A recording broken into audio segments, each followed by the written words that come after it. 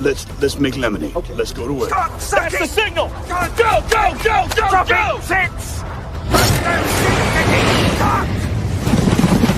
It's beautiful.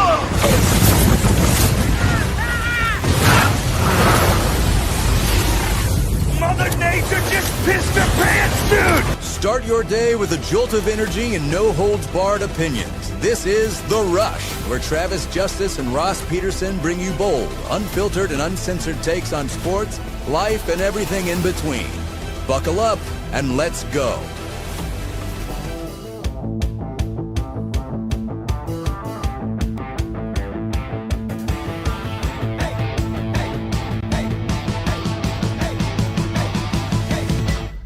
Welcome to the Rush Radio Show, powered by Willis Automotive. Good to have you along on a Friday, a Woohoo Friday. Be listening for your cue to call on the weekly Woohoo from the Iowa Lottery. If you're listening on the as I just lost my train of thought, if you're listening on the audio stream at therushradio.com, the TuneIn app, or the Rush Radio Android app, thank you for dialing us in. If you're watching on YouTube this morning, make sure to give this video a like. Leave your comments in the comment section. You can also follow us on our social media channels. Good morning, Ross Peterson. How you doing? Good to see you. I'm doing great, man. I'm in a good mood today. It's Friday. We're headed into a fun weekend. I'm coming up on a fishing trip. Like I'm not on cloud 9. I'm on like cloud 7, but the plane's going up. So when is your fishing trip again? 2 weeks. Oh, I'm gonna have to. We're gonna have to meet so I can get you to the Starlink, so you can go. Over I got excited about that this morning. I was thinking about it. I'm like, oh, that means this sometime next week or so I get to drive over to Omaha, see Trav, and maybe we'll get lunch. Huh? Lunch in Omaha? You know how often that happens? We could do that. I know that's a regular thing for you, but lunch in Omaha for me? Oh, you guys have one of those Raisin Canes over there? We have like 5 or 6 Raisin Canes, I believe. Could I be so lucky? I mean, you want to go to lunch at Raisin Canes? That's where you want to go to lunch to? No, it's a joke of like if you go someplace unique and then you do something that you could have done at home. Yeah. I never understood going on vacation and people are like, oh, you went to the Bahamas? What'd you do? Oh, we went and saw a movie. What? Yeah, we went to a movie theater. Yeah, my family has a tradition where we go to movie theaters in different towns. I'm always like, that sounds horrible.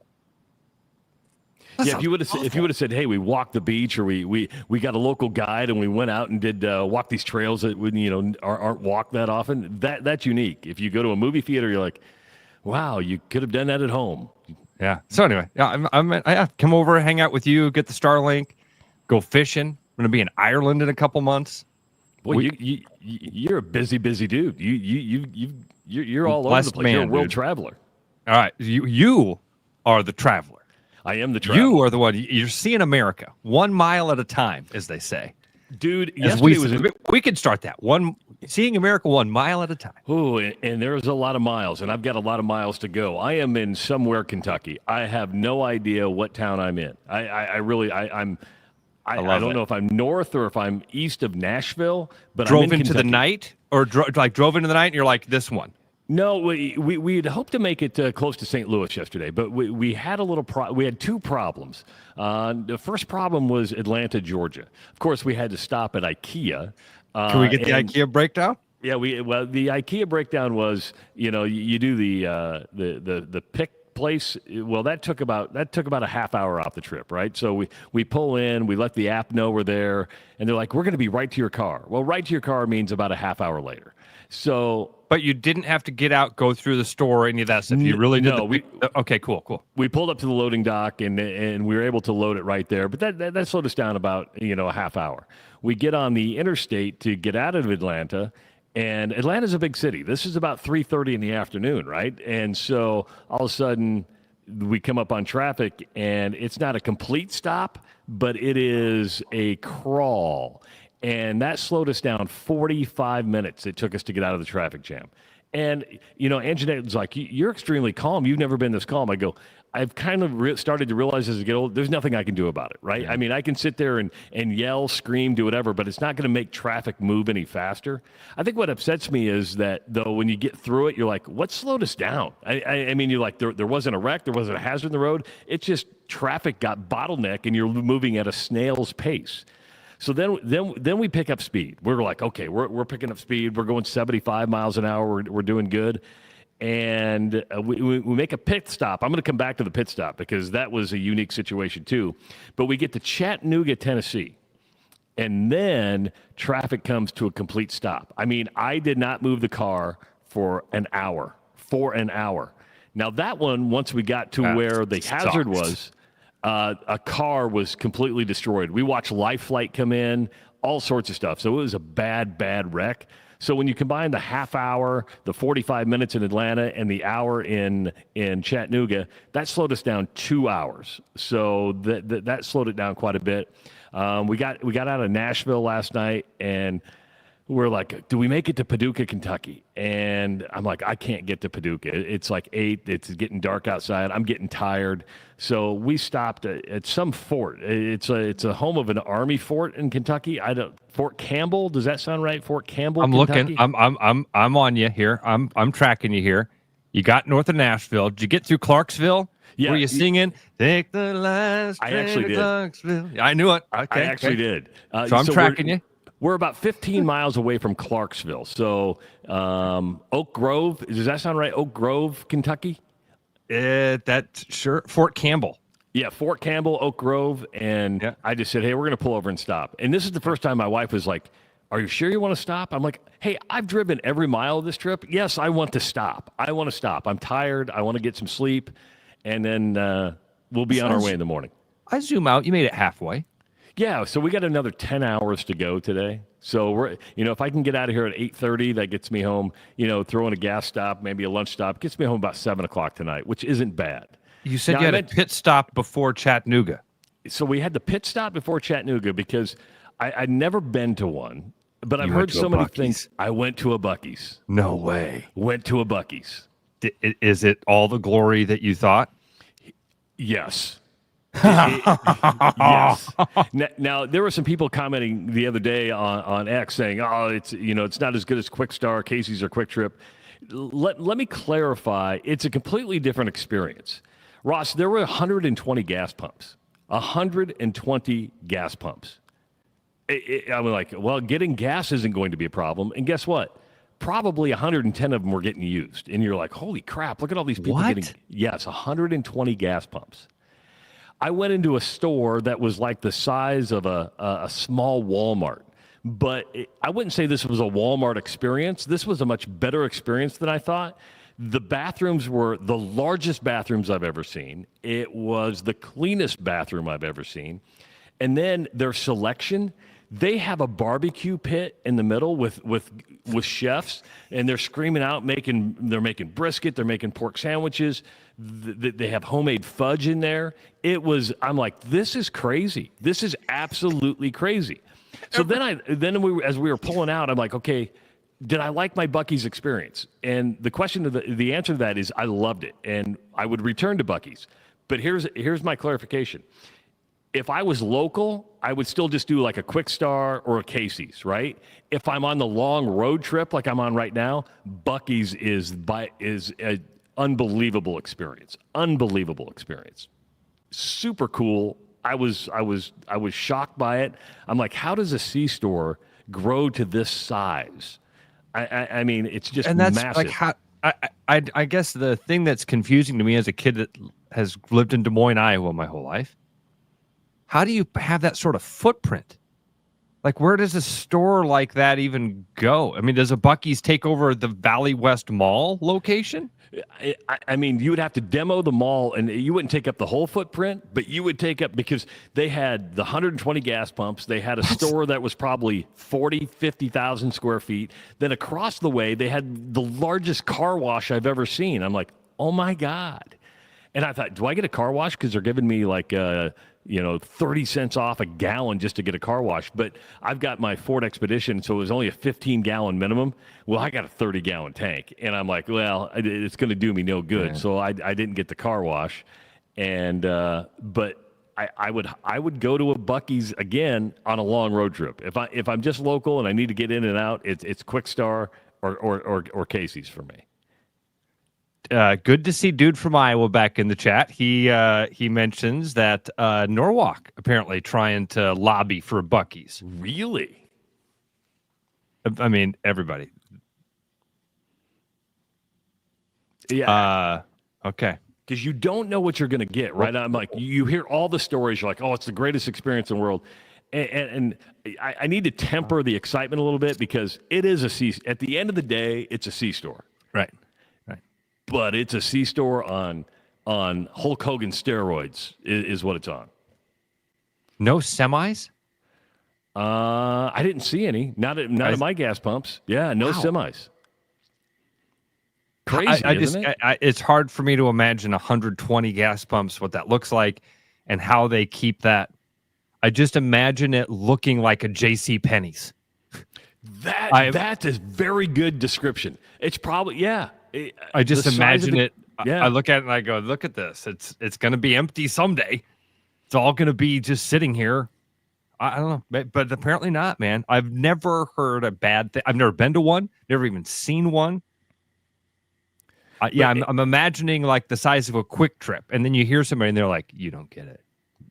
Like, oh, I've been to a Quick Star. I love Quick Star. I will eat lunch at a Quick Star 3 days a week. So take a Quick Star and add 2 Quick Stars on like each side, maybe 3 Quick Stars on each side. That's how big it is. Dude, I love what you described there. Like, it just is America.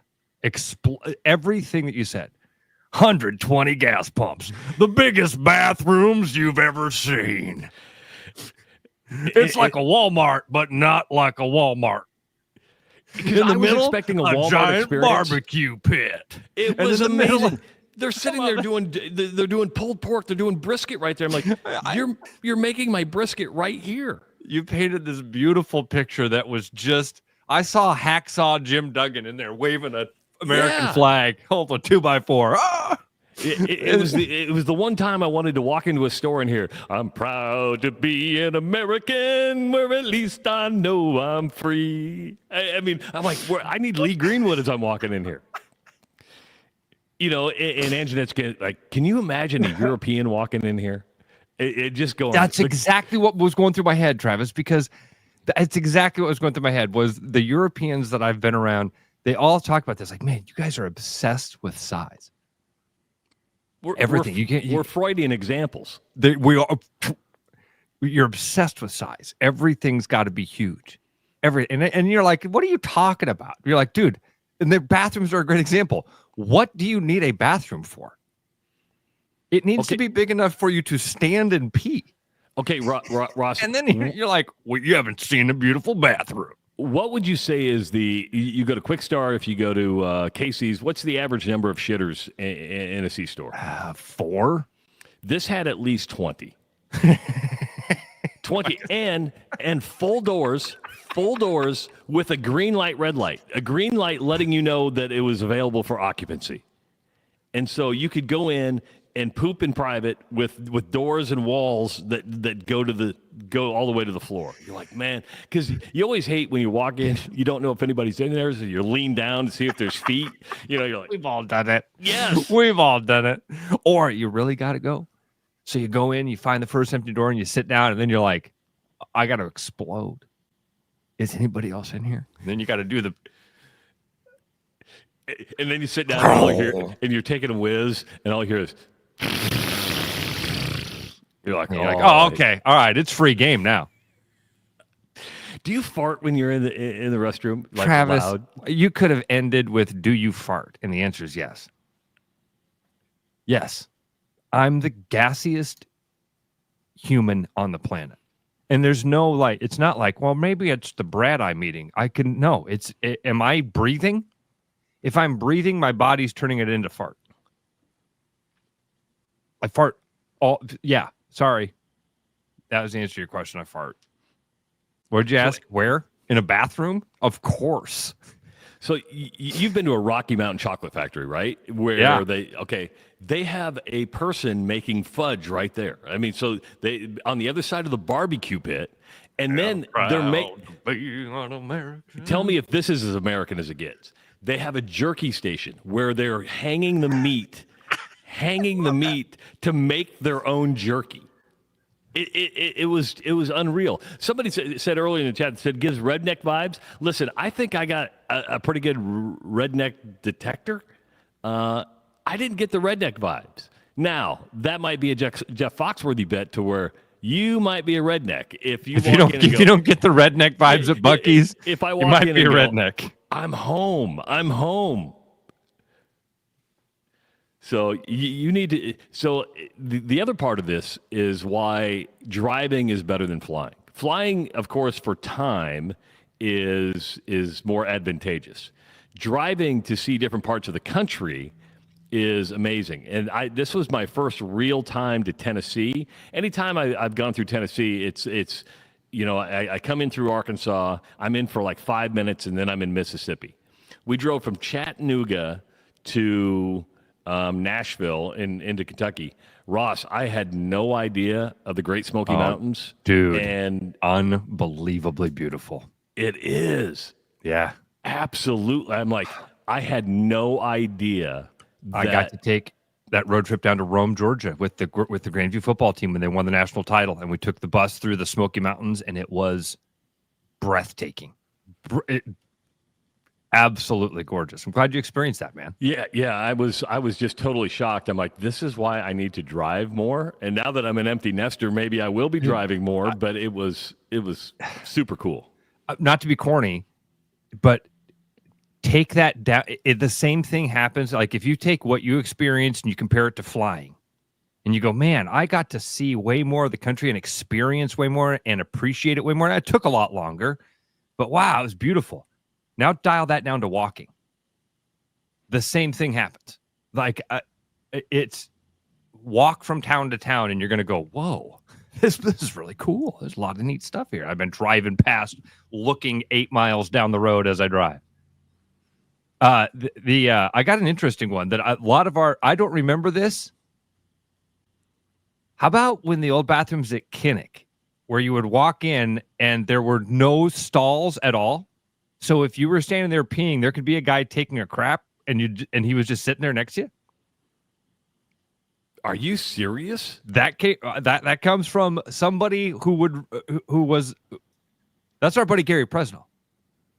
I think Gary went to Iowa. He's been a Hawkeye fan his whole life. I don't remember that. I remember the troughs in Wrigley. I'm a big trough fan because I don't mind. A big trough. I am. And let me explain why. I have no problem urinating next to somebody. I don't. And I don't have a problem being shoulder to shoulder taking a whiz. And the troughs allow for efficiency. You're able to get more people in. And you can stand at an angle if you had to, and then bend it over, because you better not be erect when you're taking a whiz, because it's almost impossible. But you can kind of go, you kind of slide in and go, hey, can I fit in here? And they look down and go, yeah, you can fit in here.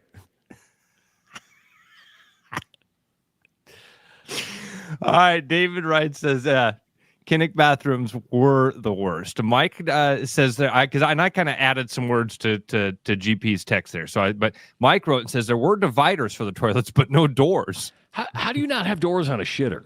Right? I mean, how you doing? Great, just great. This is my favorite comment ever. Tyler says, "Trough fan, bingo." See. Tyler's with me. He understands the efficiency. You're not understanding the joke there. Oh, okay, you're not understanding Tyler's joke. Damn it. I wish I got the joke. Tyler is pretending that he has a bingo card with crazy things that Travis might say. And on his bingo card. Why can't I just interpret it the way I want to interpret it? And that is Tyler is with me and likes the trough. Charlie says Kinnick's had the troughs in the south end zone. Are they still there? Dude, no, they've updated. Oops, didn't mean to show that. Sorry. They've updated everything. I think it's been a long time. It's been a long time. The north end zone, I know for sure, is been updated. Jay, don't. That's not tempt the bear there, Jay.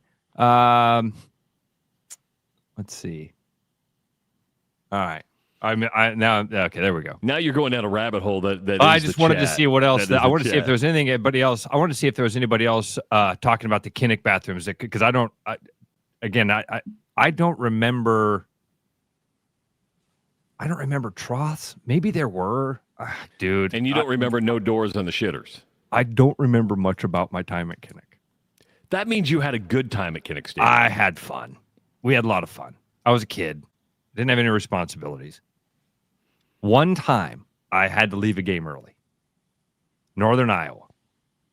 I don't remember what year. But I remember walking back to the tailgate in like the first quarter. The game kicked off, and I literally saw double vision. Every player was two guys, and I'm like, I'm in trouble. This isn't a good start to the game. Well, you should have sobered up after that. Or did you sneak some in? No. I'm like, I think I need to head back to the tailgate. And I can remember walking back to the tailgate and thinking, if a cop stops me, I'm in big trouble. Because I don't like that feeling now. Think anybody leaves the game early for the Cyhawk game in Ames? Think any early exits? I mean, dude, the game's in Ames. Yeah. I'm not being. That's not a swipe at Iowa State fans. People leave games early. What your question is? Do you think the game is going to be close enough to keep people's attention the whole time? And should people leave? I think it's going to be a nail biter game. No, my question was: are there drunk enough people to like? I can't do this anymore. I gotta pull a Ross. I'm seeing double. Yeah, that's what I meant. Well, yeah, people. The good part is it's an 11 o'clock game. You're going to have to start mighty early to get really hammered by 11 a.m. Oh, yeah. Nobody's going to be drunk at 11. Now, there will be. But if it was a 6 o'clock game, I'd be like, oh, watch out. We may have to. No doubt. It amplifies big time by that. What with does the Big Noon kickoff add to it? Or does it take? And I mean just the pure drunkenness party aspect of it. I actually think it can help pull it back, because it gives a lot of those kind of party-aged folks several hours of something else to do rather than just sit around and get hammered at their tailgate. Does that make sense? It does. I think Portnoy being part of Big Noon Kickoff might add to the party atmosphere, because that's that bro culture, right? It's like party it up, have fun, be rowdy, do weird stuff. Portnoy being part of it might add to the drunkenness, but they're going to have to, if you want to be on TV, and I think that's the goal of most people, they want to get there so they can be seen. Hey, Dad, I'm right behind the stage. You're going to have to probably get there 3-4 o'clock in the morning just to get lined up, maybe earlier. Speaking of people who got on TV and made a splash, we reached out to Carson King. Wanted to see if he could join us today to just talk about a lot of stuff. What's going on with the foundation, what this was like for him, you know what I mean? Just catch up with Carson. He got back to me, Travis. He had to fill in for a dude and take so he's working right now. He wasn't able to join us. He wrote back to me. He's like, dude, I would, but I've got this crazy deal where I'm working basically overnight, so can't do it. But he reached out. He said, love to sometime. This didn't work out. Picked up another thing for a guy. So, has it been 4 or 6 years since the Carson King thing? Travis, has it been longer? Way longer, hasn't it? I don't know. Either time goes really fast or time goes really slow, but I was thinking like 4, maybe 6 years. I think it's more than that. Then it would be 8, right? Because you would have to go every other year. Let's see. Tyler says 6 sounds right. That this started back in 2019. So it'd be 6 years. Yeah, okay. 2019 was when it all blew up. Okay, 6 years. That was great. What a great... If you haven't had a chance to meet Carson, I hope most of you have by now. He's an awesome guy. It's the real deal. So will we have Busch another Light viral supply? Busch Light supply needs replenished. a viral moment that really added to and credit Murph for really driving that one. I mean, Murphy jumped on the help him out. Hey, Busch Light, go through with what you promised. All that. Didn't Coke get involved? No, I don't think it was Coke. I'm trying to think who all got You're right. I that. kind of forgot there was a little bit of kerfuffle there with Anheuser-Busch. Like, well, technically our see, the way my bank account works is I've got a savings account and a checking account, and if I move money, it's 3 days, so I get a. That one is good. That's not nearly as good as our buddy Drew Shipley, who won the 50-50 raffle at the freaking Redskins game, Washington football team game, whatever they were at the time. He went to an NFL game, did the 50-50 raffle, and freaking won. 30 grand, something like that. Goes down, claims the thing. They're like, yeah, here's a check. Go cash the check from the Redskins, from the Washington. Dan Snyder wrote him a check. And it bounced. He takes it to the bank, and they're like, the Redskins don't have this money. Huh? Yeah, sorry. We don't know what to tell you. Can't cash the check. Did he go back to the organization and say, hey? Dude, he did everything the right way. Drew came on. I thought you guys maybe had him on to tell the story too. Drew did everything the right way. Contacted the team again and said, hey, I won this thing. And you guys had the cash. I mean, like, again, it's a 50-50 raffle. It's a cash flow operation. You don't have the money? I thought I keep my checkbook in the glove compartment, and I like to write the checks on the glove compartment. So he eventually called the local media because the Redskins gave him the runaround a few times. I keep saying you know what I mean. Yeah. They gave him a runaround a few times, and finally he went to the media and he was like, "Hey, I won this thing, and here's what I've been going through." And they ran the story, and then, of course, when they ran the story, all of a sudden it was like, oh, that check. I had it here. I thought we mailed it. We put it in the wrong account. So I did the laundry, and it turned out, and then I realized what it was after. I thought it was a Kleenex. I thought it was a Kleenex. You've done that. Here. 515-517-2303. In the 7 o'clock hour, be on the lookout for this. We have the weekly woohoo coming up from the Iowa Lottery. We have a busy morning. Of course, Caitlin Clark has shut it down. We'll discuss that when we come back. Craig Floss from Iowa Corn going to be joining us. It is the Iowa Corn Cyhawk Series, the Iowa Corn Cyhawk Game, the Iowa Corn Cyhawk Trophy. It's going to be played in Ames tomorrow, so we'll talk to Craig Floss from the Iowa Corn. And Tyler Kluver, former Hawkeye and host of the Washed-Up Walkons, going to join us at 7:30. It is the Rush Radio Show, powered by Willis Automotive. The Rush Radio is now on the free TuneIn app, allowing you to enjoy the show on Apple products and Android Auto. Download the free TuneIn app and search The Rush Radio to take Travis and Ross wherever you go. Your house wasn't built for bats, birds, or raccoons, but try telling them that. At Bats and Bugs Pest Solutions, we've been helping Iowans take back their homes for over 20 years. We use cost-effective, eco-friendly methods to solve wildlife and pest problems the right way. Whether it's bats in your attic, birds in the vents, raccoons in your chimney, or moles in your yard, we have long-term solutions. Call Bats and Bugs Pest Solutions today at 515-218-3400, and let's make sure your home doesn't become their home. The Royal Mile, where everyone's a wee bit British. The Royal Mile is downtown Des Moines' living room with classic pub favourites. Pair them with a glass of whiskey or an expertly poured Guinness. It's bloody brilliant. The Royal Mile, a proper British pub. There's always something new at Fong's Pizza. The patio is open and ready for you, your friends, and an ever-changing menu of tiki drinks. Or try our new noodle dishes alongside your favorite slice. It's all happening this summer at the new Fong's in the East Village. Thinking about buying a home? Get pre-approved in 30 minutes with Gary Presnell at Northwest Bank in Des Moines. Gary offers first-time home buyers programs, VA, FHA, IFA, and conventional loans. Call Gary at 515-975-6767 or find his profile at nw.bank. Member FDIC Equal Housing Lender. You know, Brian, at Central City, we really do have the best selection around. I know, high quality stuff you can't find anywhere else. Whistle Pig Plantation Rum. Yeah, and over 150 of the best scotches on earth. And a ton of bitters, mixers, and more. You know what we are? High class. Definitely high class, yeah. Make way for the natty. Okay, maybe medium class. Central City Liquor is home of the 10% cash coupon. And the Wooden Nickel program.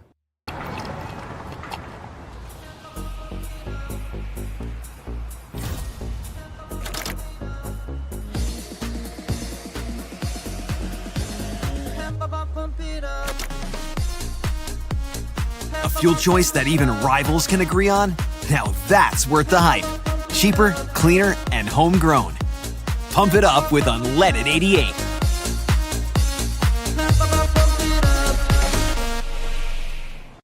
After Hawkeye football games this fall, Travis and Ross are right where they belong, with you taking your calls and giving unfiltered feedback. Right after Hawkeye football games, it's the Black and Gold Rush on the rushradio.com, the TuneIn app, and on YouTube. The heat of summer is here. Have you had your vehicle safety inspected lately? With any service at Willis Chevy, we include a free multi-point inspection along with a video multi-point inspection. Our GM certified technicians will check your fluids, tires, suspension, brakes, and everything else underneath your vehicle. Come see us today for your inspection to make sure your vehicle is ready for that road trip or ready for the kids to go back to school. Schedule online today at willischevy.com. There's a new spin on casual dining near Drake University. Lucky Horse Beer and Burgers. Craveable faves, flatbreads, delicious burgers, frozen cocktails, and a crazy cool vibe. Get to Lucky Horse Beer and Burgers today.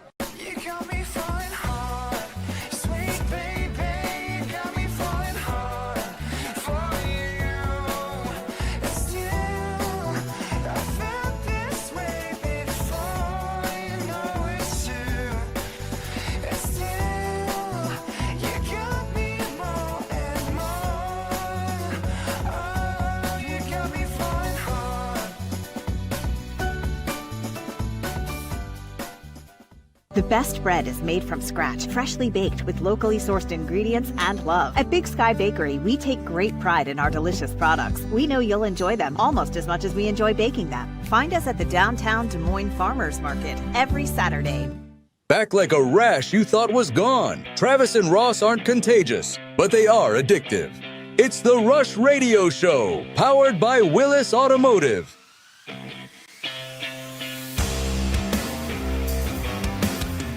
Welcome back to the Rush Radio Show, powered by Willis Automotive. We're here till 8 o'clock today. Craig Floss from Iowa Corn joining us at 7:30 or 7 o'clock. Tyler Kluver at 7:30. Plus the Iowa Lottery Weekly Woohoo coming up right around 7:15. Remember, you have to call in to win a prize pack worth close to $90. So be ready for that. Ross, just to let you know, I've dropped about 10 pounds this morning because I'm in a sauna. I am literally in a sauna. I walked down at the Hampton Inn this morning and I said, hey, do you have a conference room I can use? They're like, no, our business center is here. But again, I don't want somebody to think that I'm rude. I do try to be cognizant of everybody that's eating breakfast. That lady lives in your head, dude. Yeah, she rent-free as she lives in my head.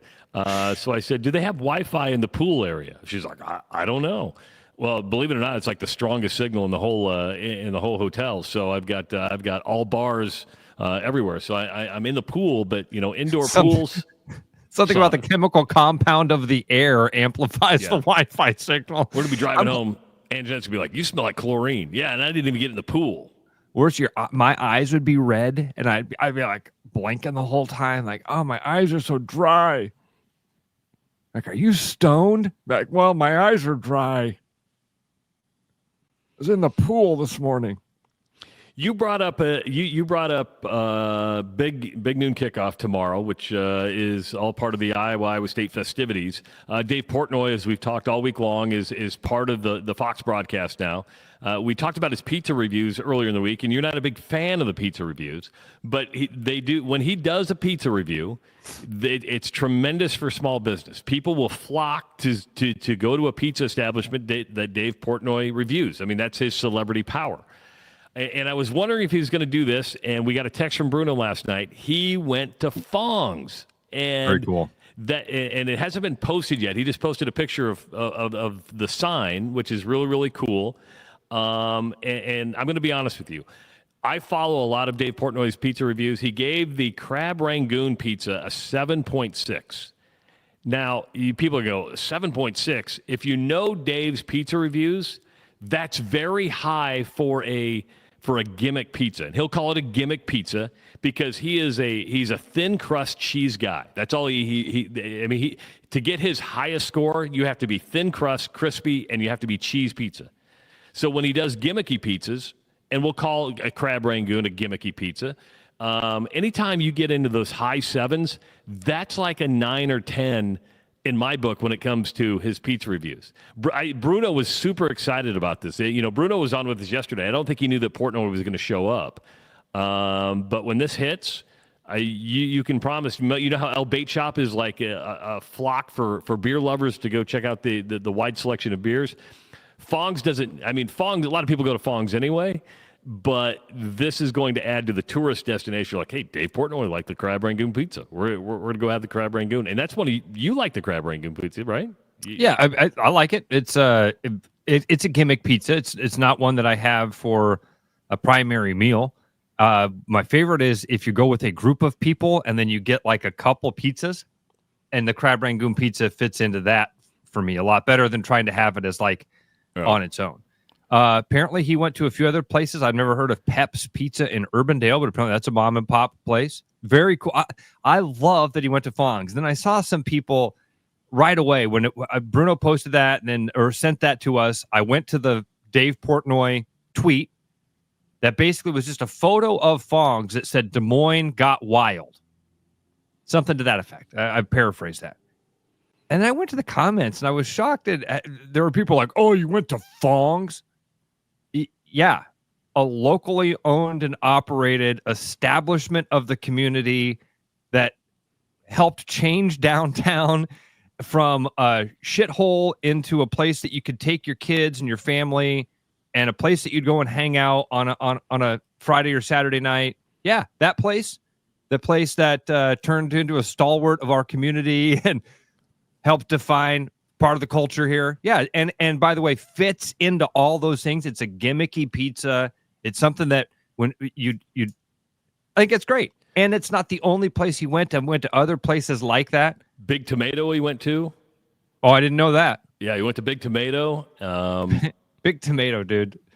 Big Tomato has they got a neon sign in the window that says lousy service.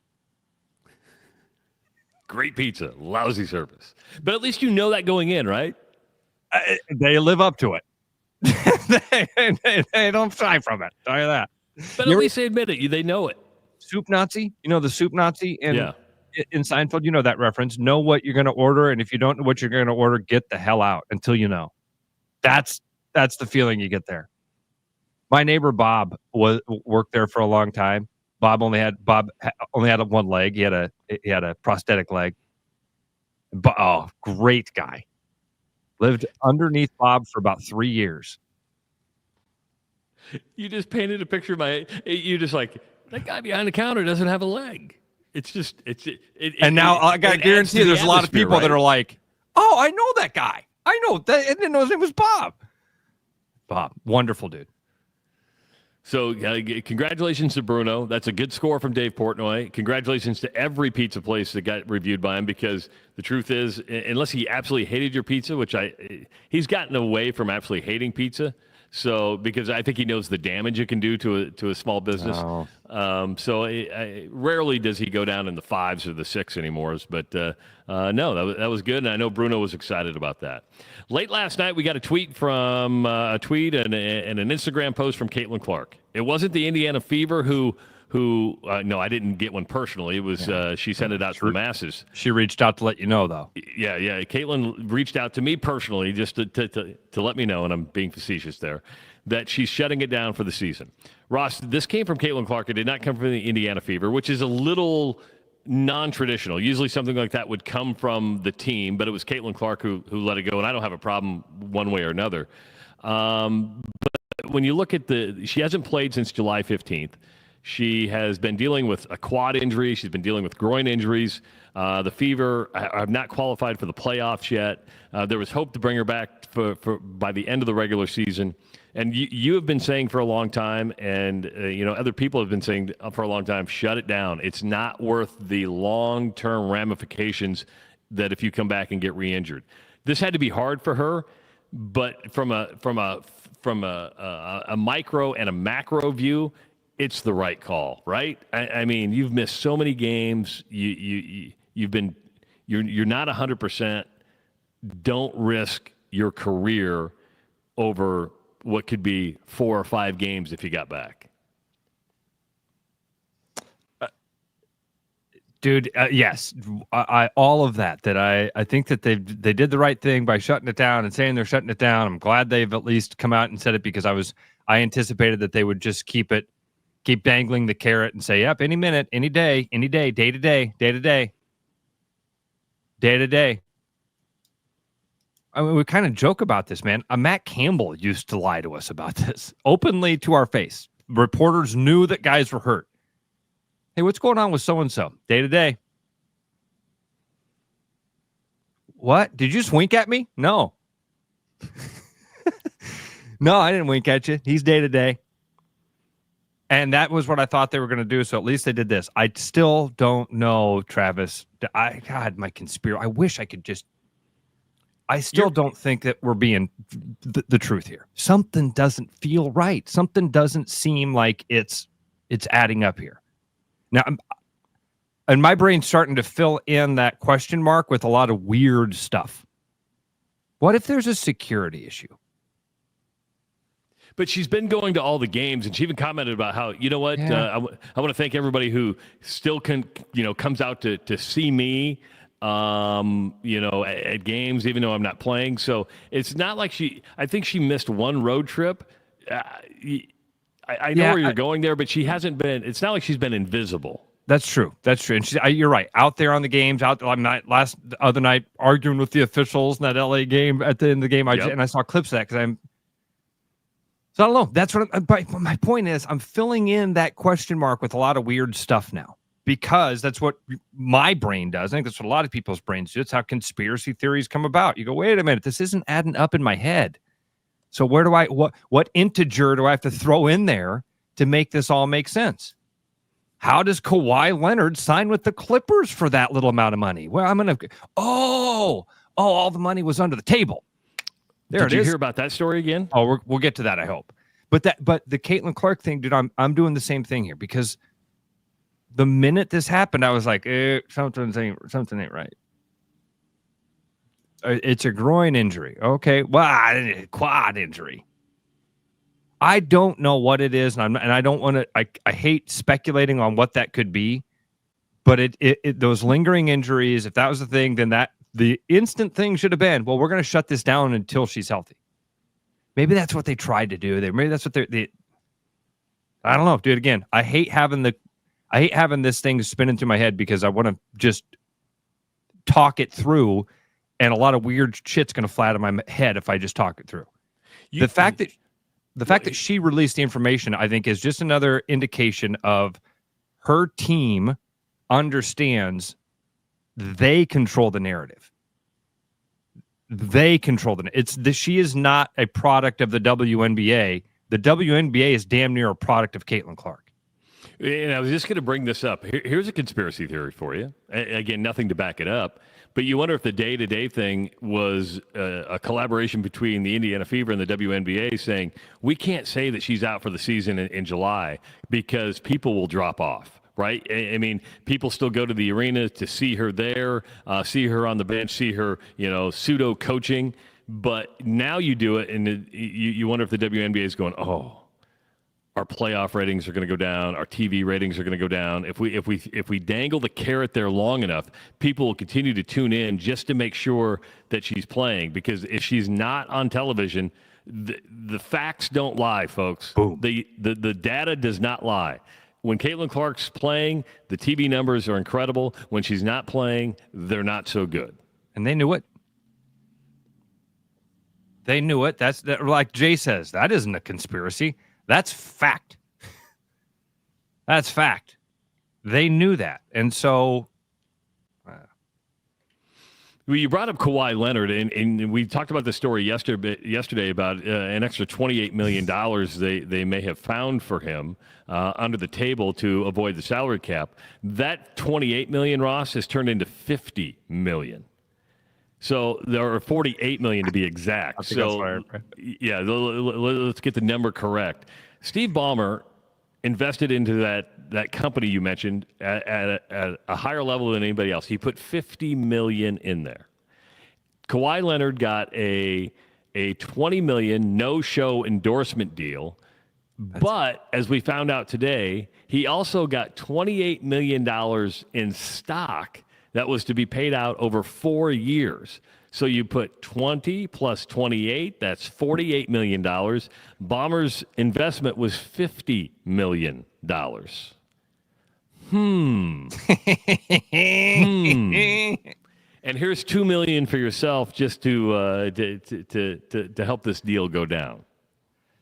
I mean, there's got to be administrative fees. Sure. Hey, listen, when Nebraska paid $1 million in moving expenses, you didn't bat an eye at that, right? That's right. And I tried to tell you then, no, it's a shell game. It doesn't cost $1 million to move somebody. You use that as a line item to jack up all the other stuff. I don't know, man. It's expensive to pack up a house. Get the hell out of here. Get the hell out of here. If that's the case, the ABC moving company, man, let's launch a moving company and start charging $1 million to move folks around the country. No, it's a shell game. See, create a tree company. Let's create a tree company that's gonna with a no-show endorsement deal. I couldn't come up with that terminology yesterday because I couldn't find the article. That was it. A no-show endorsement deal. What does that mean? We just pay you. It means you don't have to endorse us. You don't have to do anything. You don't have to do anything. Just take the money. Now, there's a lot of people, if you go on a lot of articles and people are like, the NBA is going to come down hard. The other owners are going to be mad. They're going to come after Steve Ballmer. I guess my question is, are they mad or are there a lot of owners going, uh-oh, they're going to start digging into some of our own dealings? Yeah. Oh, yeah. Listen, Ryan, this is the rabbit hole, especially on the day before Cyhawk. We shouldn't get into this rabbit hole. We make a big deal about this, but we don't bat an eye at politicians doing insider trading right in front of our faces. If you don't think that the pharmaceutical companies funding politics didn't have something to do with the last 5 years of our lives, I've got a bridge to sell you and a. Hi, baby. Hi, Dada. How are you? Getting okay? Ross playing daddy right now. Ooh, that's a good bruise. It's a pretty good bruise. But the swelling's all down. That's good. That's a driver. That's a driver right there.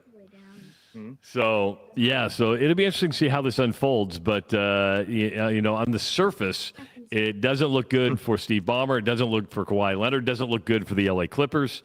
And it shows you that where there's a will, where there's a creative way, people will try to bend or even break the rules to benefit their situation. We see it in baseball, we see it in football, we see it in every sport. You're like, how far can we take this? Nobody's going to find out. Nobody's going to find out. Oh, until a company goes bankrupt. And then you have to dive into it. And reporters dive into it, right? Yeah. Even because it wouldn't have happened if it hadn't been for Pablo Torre. Am I saying that right? Pablo Torre. I believe so. He's the reporter that broke this thing open and said, "Wait a minute, I dug into this a little bit. I felt like a dog with a bone, and I found this stuff." I found out that they have a shell corporation. And then my brain instantly goes to, well, they weren't the first ones. I think a lot of people's brains go there, though, because you're like, oh, if you did it, how many other people are doing it? How many other teams are banging on trash cans or have some different way to tip pitches? All of them.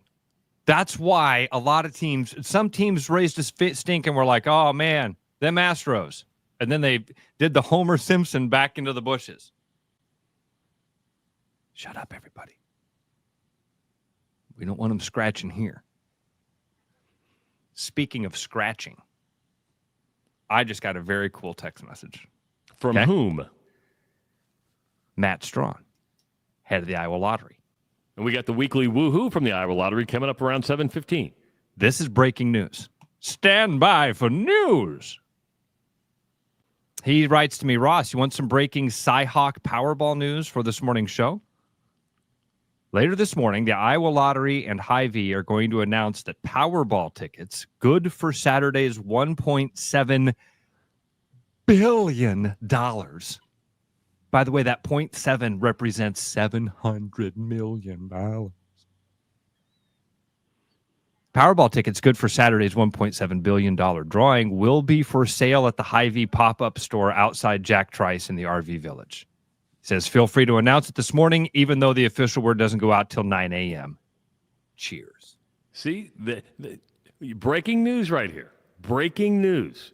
You're going to be going into the stadium, you're going to see the Hy-Vee pop-up, and you're like, I need to get a Powerball ticket because I could leave Jack Trice Stadium knowing that I have a ticket in my hand that could be worth $1.7 billion. Now, when you buy a Powerball ticket, do you have the computer select the numbers, or do you go with your own numbers? I didn't know can you still select your own numbers? I believe so. Really? I think you have to have that option because there are superstitious people. If I'm wrong, Matt, let me know. But I thought you could still walk in and pick your own numbers. Oh, okay. So Matt cannot join us. I actually reached out to him when he sent me that text and said, hey, thank you very much. It's very cool. He says he's walking into a breakfast with Dolph right now. So, he's got more important fish to fry. Yeah, he's hanging out with much more important people than us. And he ends the text with, touchdown, Iowa. Yeah, he does not hide his fandom at all. He does not hide his fandom. Another sign that boxing is becoming a clown show. And the sport of boxing... I grew up in an era where, and I wish our younger audience could have seen Hagler and Hearns, could have seen Sugar Ray Leonard and Hearns and some of those great matches that were phenomenal. Jake Paul, to me, has ruined boxing because he's turned it into this celebrity thing. And not just him alone, but he's added to it. Yeah. And when you become, hey, that's interesting. Okay, because it's become a sideshow to say, hey, this YouTuber can go fight somebody, and people will pay for it, and you see the money out there. This happened last night. Floyd Mayweather and Mike Tyson have signed a contract to fight in the spring of 2026. A heavyweight against a welterweight, two of the most famous boxers of our generations. And this one is, 60 years old? Another is 48 years old.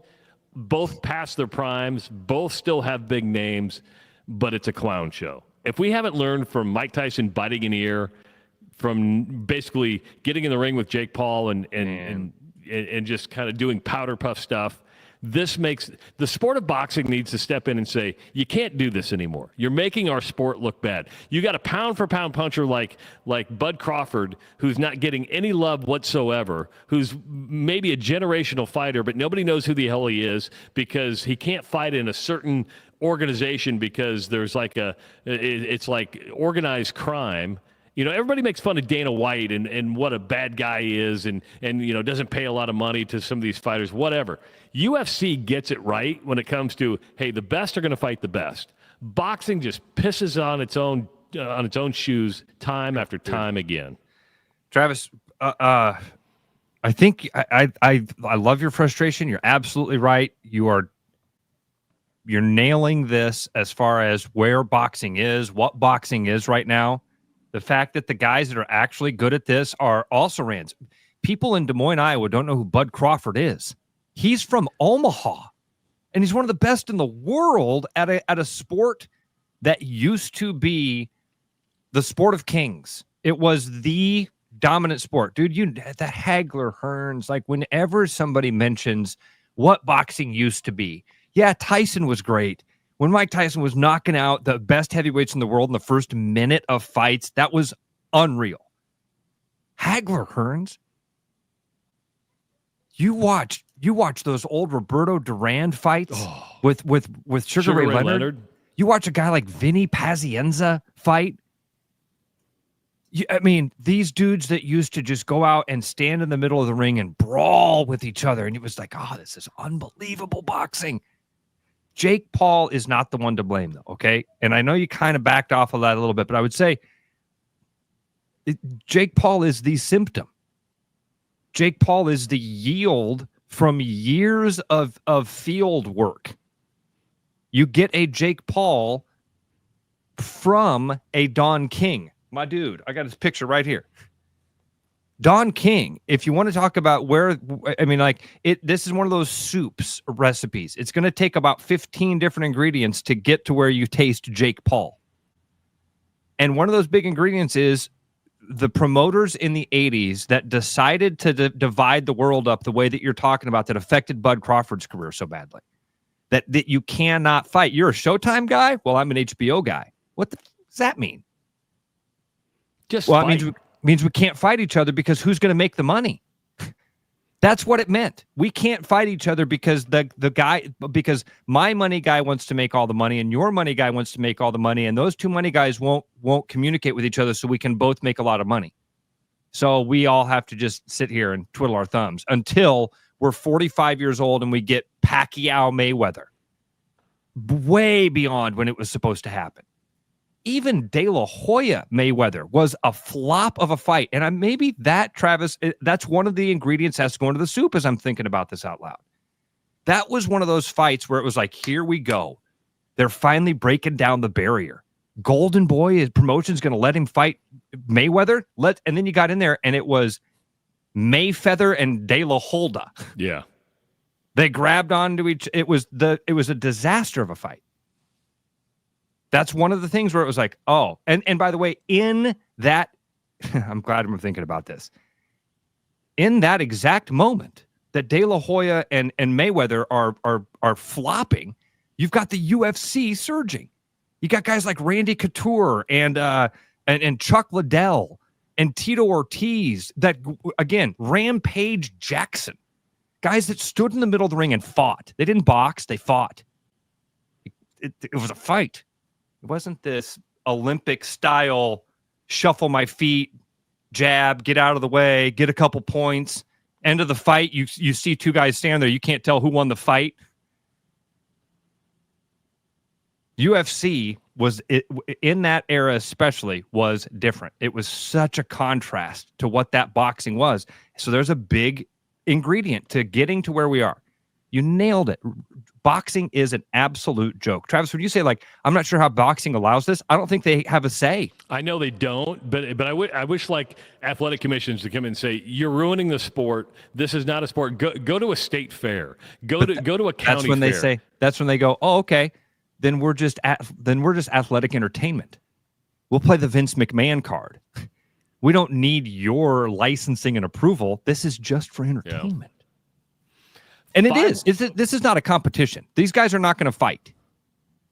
No, they're not going to fight. They're going to make money. They're going to go out there. They're going to do a demonstration, an exhibition. It's not a fight.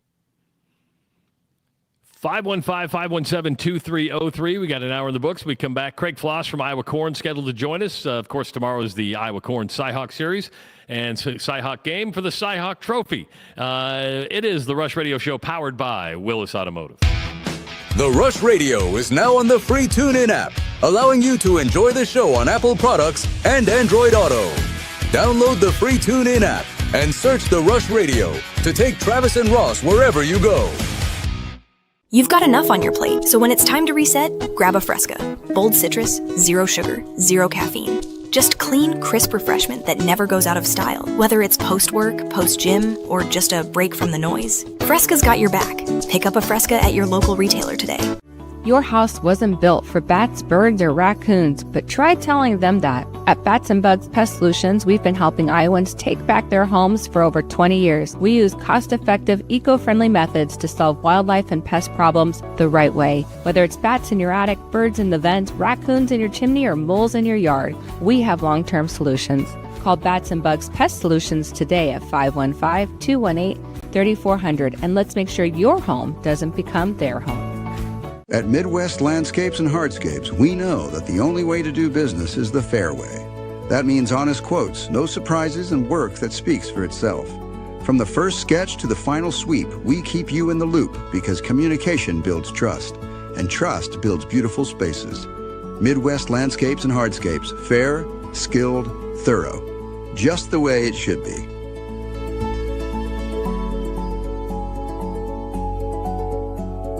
Cars basically do three things. They go, they stop, and they turn. If any of those aren't working right, bring your Infiniti into Willis Infiniti and you'll get $50 off per axle brakes to help it stop, and you'll get $25 off an alignment to help it turn. Then you can go with peace of mind. Give us a call or visit us online at willisinfinity.com to schedule your appointment today.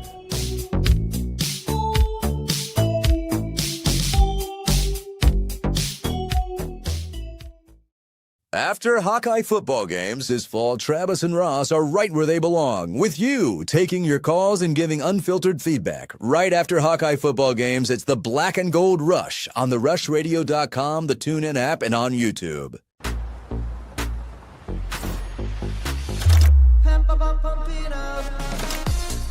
A fuel choice that even rivals can agree on? Now that's worth the hype.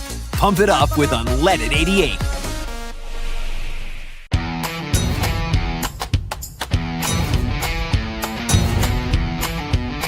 The largest selection of German beer in the world?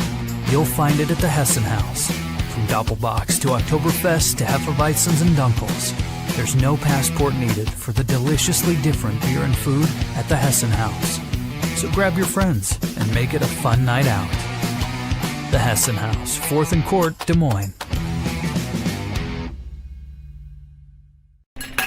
You know, Brian, at Central City, we really do have the best selection around. I know, high quality stuff you can't find anywhere else. Whistle Pig Plantation Rum. Yeah, and over 150 of the best scotches on earth. And a ton of bitters, mixers, and more. You know what we are? High class. Definitely high class, yeah. Make way for the natty. Okay, maybe medium class. Central City Liquors, home of the 10% cash coupon. And the wooden nickel program. Back like a rash you thought was gone. Travis and Ross aren't contagious, but they are addictive. It's the Rush Radio Show, powered by Willis Automotive. Hour number 2 of the Rush Radio Show, powered by Willis Automotive. Thanks for joining us on this Cyhawk Eve. If you're listening on the audio stream at therushradio.com and the Rush Radio Android app or the TuneIn app, thank you so much for bringing us into your car. Of course, available on the Apple CarPlay and the Android Auto. If you're watching on YouTube this morning, hit that subscribe button, give this video a like, start leaving your comments in the comment section, and you can follow us on X, Facebook, and Instagram. I'm Travis Justice. He's Ross Peterson.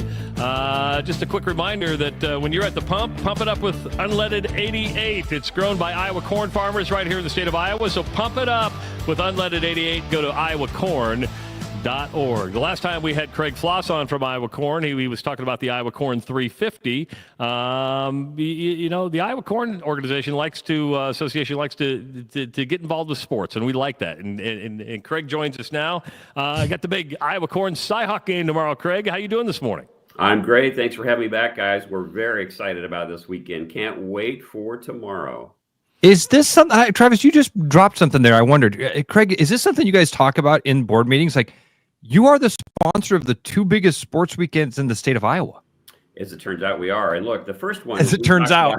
Why do we do it? I think that's really the key. And for us as corn farmers, the NASCAR platform is fantastic for us. And we mentioned this when we chatted before, because they're using our product. I mean, those NASCARs are running around that track using an E15 or unleaded 88. So for us, it's a natural to be able to showcase the power and performance of ethanol. Cyhawk series for us is really about reaching consumers, because farmers want us to tell their story. And so for us, when 70% of Iowans tune in to this game tomorrow, one way or another, whether they're listening on the radio, they're tuned in on TV, it is a great place to tell the corn story. What an amazing stat. Are there any data points that show you, hey, this is the value you get out of a sponsorship? Because I'm sure it's not cheap. I'm not going to ask you what. I would ask you how much you pay a year for that, but you can answer it if you want. But are there any data points that say, hey, this is really working? Absolutely. So everything that we do, we have metrics associated with it. So we're looking at our return on investment. We're very conservative when it comes to how we use our farmer dollars. And because we don't have unlimited dollars, we have to absolutely use them judiciously and make sure that we're getting our bang for the buck. So for us, we know we analyze every event we do. We try to analyze before we do it. Sometimes, of course, the metrics, you're not sure of what will happen until afterwards. NASCAR race, second most viewed NASCAR race, only behind the Daytona 500. That's what the Iowa Corn 350 powered by ethanol brought us. So fantastic, not only national platform, but as we talk, international platform. And again, tomorrow we know it's actually crept up, the Cyhawk series. We were in the mid 60s. We used to always say, 60, 65% of Iowans tune in. Data points today suggest that over 70% of Iowans tune in. That helps us then with the value of what we're investing. All right, so a lot of CEOs have to be very careful about sharing opinions because you can, upset a lot of folks. Yeah. But and so you don't have to share your personal opinion. Maybe let's zoom out a little bit. Okay. Is the Iowa Corn Board Cy or Hawk? Oh, this would be surprising to you, but we are very split, honestly. So I don't want the political answer. If you raise the hands in the room, which one's getting the votes? So here's what's surprising to me. Even though Iowa State University has the College of Agriculture, and of course many of our producers go there, not everyone does. And so we really do have a mix of both. And I'm surprised. So when we started this, I thought for sure overwhelmingly it would be Cyclone. That is not the case. We are split. And so look, the next thing you're going to ask me is who's going to win on Saturday. I will tell you right now, Iowa corn farmers win and ethanol wins. That's who really wins because we get this awesome platform. So it works great. Well, you bring up a point that Iowa State has the ag school, and it is and does that. But let's be honest, Hayden Fry branded Iowa as almost a farming school with A&F, right? I mean, I think people just became convinced that Iowa was an ag school. It's not, but you see the A&F sticker and you go, oh, they're about the farmer. So, I mean, he did a great job branding that. Absolutely. And here's what's really cool about both school programs. They're both really dedicated to their base. Who's their base? It's Iowans. And you either grow up as a Cyclone or you grow up as a Hawkeye. And man, that just carries you on for life. And so one thing we know for sure, you are passionate. So even if you don't go to Iowa or Iowa State, if you choose to go to college, you're rooting for one of them. And so that's what makes this really fun. And of course, every family has a rogue. If you're one way or another, you got somebody who went to the alternative school. You determine what the alternative school is, but it makes a fun platform, a fun activity for us. And again, even amongst our farmers, there is a very intense rivalry at times between who should win, always. So is Iowa Corn going to have anything outside the stadium tomorrow? How can people learn more about Iowa Corn tomorrow at the game if they're going? Yeah, so we'll have our education trailer there. We have two trailers.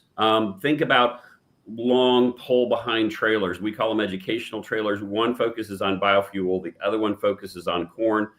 So those are available for us to go through. And then additionally for our members, we've got probably nearly 1,800 people and their families coming to be a part of our Iowa Corn tailgate tomorrow. So we're very excited about that.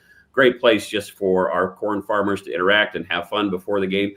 And again, I will tell you, if you came to the tent, you will see a mix of Hawkeye and Cyclone wear in that tent for sure tomorrow. Give Iowa Corn a data point tomorrow. Just walk up to the tent and say, hey, I saw Craig on the Rush Radio Show. That would help us out a lot. Perfect. Because that's a data point that we'd like to give Iowa Corn for sure. That'd be awesome. I'd appreciate that. Yeah, y'all come in. We're there from 8 to 10 tomorrow morning. So come on and say that you saw us on the Rush. All right, and I know we don't have much time. I am curious because you said you have the biofuels trailer. Because last time we talked to you about corn, and you kind of educated some of us Iowa boys on things we should know about corn. Yes, sir. What's something that Iowans should know about biofuels? Because I remember when ethanol first came in, and I was really involved in politics at that time. I remember a lot of these discussions that were surrounding ethanol, involving the money that it was going to generate, what it was going to do for the Iowa economy. What's something that Iowans should know about biofuels? If you fill up with unleaded 88 or E15, just before I came on, you had our unleaded 88 commercial playing. You will save upwards of 80 to 88 cents per gallon. On average, the average consumer over the last 15 years, or consumers as a whole, $11 billion, you paid less for E15 than a regular blend or a standard gasoline without ethanol in it. And it gives you an E15 is the same fuel performance as an E10 or an E0. And so, it really helps you from an economic perspective. That's the one takeaway I want you to know. Fill up with an unleaded 88. So can I ask a dumb question? I have a really dumb question. There are no dumb questions. Well, because in Iowa, I see a lot of ethanol plants. I'm on a road trip right now. I've gone through Tennessee, I've gone through Georgia, gone through Mississippi. I don't see any ethanol plants, but I use ethanol in my car. Is that Iowa ethanol gas that I'm getting down here? Because I don't see any ethanol plants. Yeah, that's a great question, actually. Not dumb at all. There are probably 140 to 150 ethanol plants across the country. Iowa has right around 40 of those plants, and so we are the largest producer of ethanol. But there are ethanol plants as you go south, as you go east, as you go west and north. So they are all over the country generating our total fuel, which is around 15 or 16 billion gallons a year of ethanol get produced all over the country. And that's corn. That's corn from all over the Midwest, not just Iowa. Correct. Okay. All right. And you can also make corn from other products like sorghum. You mean ethanol? You can ferment. You can make ethanol from other products. Correct. But a vast majority of it is absolutely made from corn, and corn's growing all over the country. Excellent stuff. You got the Greg, Cyhawk Series. You got the Cyhawk Trophy. It's the Iowa Corn Cyhawk Trophy. It's going to be a fun game tomorrow. And go see Craig at the educational booth and say you saw him on the Rush. Craig, appreciate the time this morning, and have a good weekend. Thanks, guys. Appreciate it. See you. Let's go Iowa Corn. That's the politically correct answer. Thank you, Craig. Craig Floss, CEO of the Iowa Corn Association, joining us on the Rush Radio Show. The next thing you're going to ask me is who's going to win on Saturday. Iowa corn farmers win on Saturday. That's right. See, he's got that down. The talking points are down, man. Perfect. He was hanging around those NASCAR drivers. Yeah. He sat there taking notes. Dropped a piece of knowledge. I think that's a key to why maybe the race is coming back for next year. I did not know it was the second most watched race outside the Daytona 500. I mean, when I was going through Alabama the other day, I drove right by Talladega. And I'm like, the super speedway, right? If you would have told me that the Iowa Corn 350 was the second most watched NASCAR race, I would have said no way. That's very cool. That's great stuff. Great stuff. It's now time for the weekly woohoo from the Iowa Lottery. 515-517-2303 is the number to call, okay? So start calling now at 515-517-2303. We want your weekly woohoo. And why should you call? Because you win. You win really cool stuff. And this week's prize pack includes Scratch, Match, and Win Jurassic Park and Iowa Blackout Scratch tickets, plus some Mega Millions free play coupons. It's a prize pack valued at $90. And don't forget, all these games are part of the Iowa Lottery's Play It Again promotions, where you can enter your non-winning tickets into your VIP club account for a second chance to win prizes. This could be cash up to $100,000, a trip to Hawaii, and tickets to football games and more. So check it out at iowalottery.com for all the details. And if you're not a VIP, it's absolutely free. Just go to iowalottery.com/VIP to sign up. And I mentioned football games. We have Cyclone football games in here. The Arizona State game, you can get a VIP suite with food and beverages, a parking pass, Cyclone meet and greet, free merchandise and spending money. And then you have the Iowa Hawkeye Blackout promotion. Enter a non-winning blackout scratch ticket for your choice of an Iowa Hawkeye football game day experience. Again, 515-517-2303. Calls are coming in now. Just to let you know, we don't have a call screener, so we got to let them go through the AI process, Ross. Did you have a woohoo this week? I've got a couple of woohoos. First of all, I felt like your woohoo was the Buc-ee's experience, right? It was. Oh, Buc-ee's experience was a big woohoo. I filled up with some ethanol in there too. Did you? They had ethanol down there? Yeah, they had ethanol. Okay. Yep. See, that's another question. I guess I was thinking that ethanol was more of just a Midwest thing, but so that's a good one. I've got a couple of woohoos for you, if you're okay. If we got a second, I'd like to share a couple with you. One of them is from NBCnews.com. Hikers experiencing debilitating high from magic mushrooms have to be rescued from the New York wilderness. Yeah, that's right. This happened just on September 4th, 2025, yesterday. Four hikers were rescued by officials after admitting they had consumed magic mushrooms and were suffering from a, quote, debilitating high. The New York State Department of Environmental Conservation Forest Rangers said that its rangers and local firefighters rescued hikers on Slide Mountain Wilderness, a park about 20 miles west of Woodstock. The original caller admitted that the group had consumed mushrooms and one of them was experiencing a debilitating high. Rangers and firefighters located the group, escorted them out to the trailhead where they were evaluated and released. 515-517-2303. Let's kick off the weekly woohoo from the Iowa Lottery with Deb. Deb, welcome to the Rush Radio Show powered by Willis Automotive. Who's your woohoo? The Cyhawk game party at my house tomorrow. Oh, what are you making for the party? We're going to have a charcuterie spread, and we're going to have a nacho bar. Oh, nacho bar. What goes into a nacho bar? All the things that go on. Different kinds of chips and meat, and then you can it's kind of like you just make your own. Yeah, we live in the golden age of tortilla chips, and nobody talks about it. The golden age of tortilla chips. Oh my gosh, there's so many amazing options for tortilla chips right now. Deb, how many people are going to be at your party tomorrow? Oh, probably 15 or 20, not many. We just put a TV in the garage for the first time, so it's going to be kind of cool. How much Busch Very Light? Cool. It's a BYOB. I have some Busch Light apples still, oddly, in my fridge, so people are welcome to drink that. But I'll be drinking the high noons. Got to have the vodka seltzers, right? Excellent stuff, Deb. That's a good woohoo. If you win, I'll be reaching out to you, okay? Sounds good. Thanks. Thank you. Good job, Deb. 515-517-2303. Doesn't 15 to 20 seem like a pretty good sized party to you? I think that's a really big party. It's like, never a big 15 to 20. It's like, damn, I want to party with Deb. Goes to big parties. It says green. Who is this? The Rev. Hello? Is this the Reverend? What's up? What's up? Hey, not much. Woo-hoo! Yeah, hey, Ross, what room has no... Ray, we caught about half those words. I don't even know if they were all supposed to go together. Are you there? Did he hang up? No. Okay. You there, Ray? What room has no door? What room has no door? Ray's giving riddles. What? I Did don't you know. Ray, tell us. My mushroom story's a month old, Ross. Woohoo! Thanks, Rev. He said that mushroom story is a month old. It's September 4th, 2025. Am I off?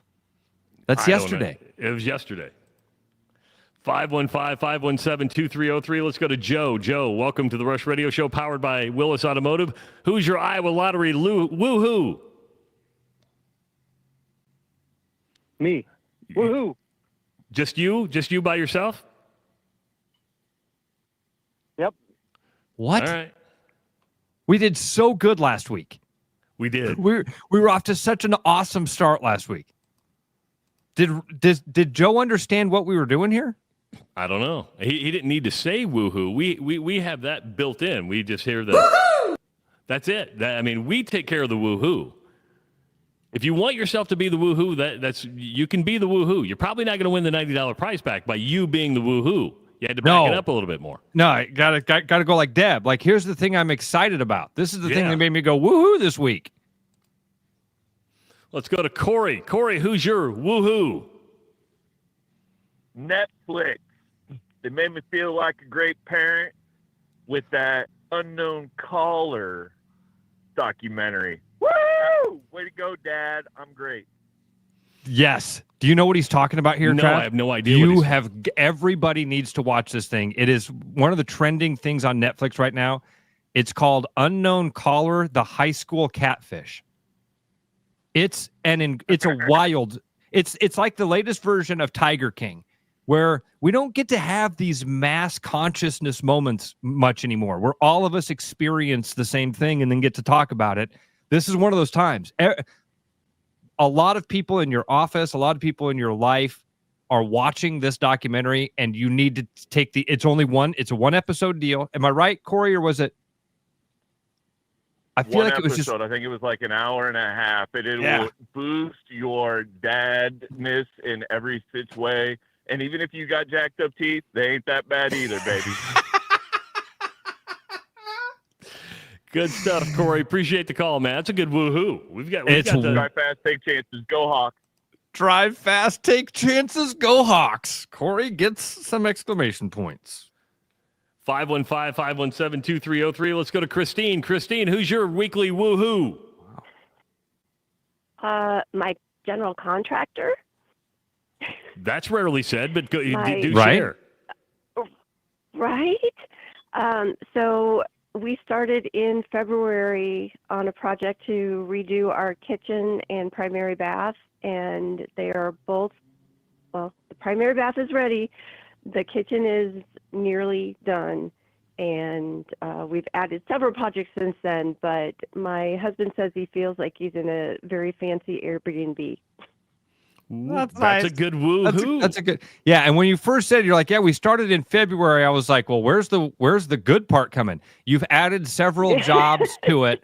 That all makes sense now, and he's done a great job for you. Do you want to give his name? Because that's it. Give a plug.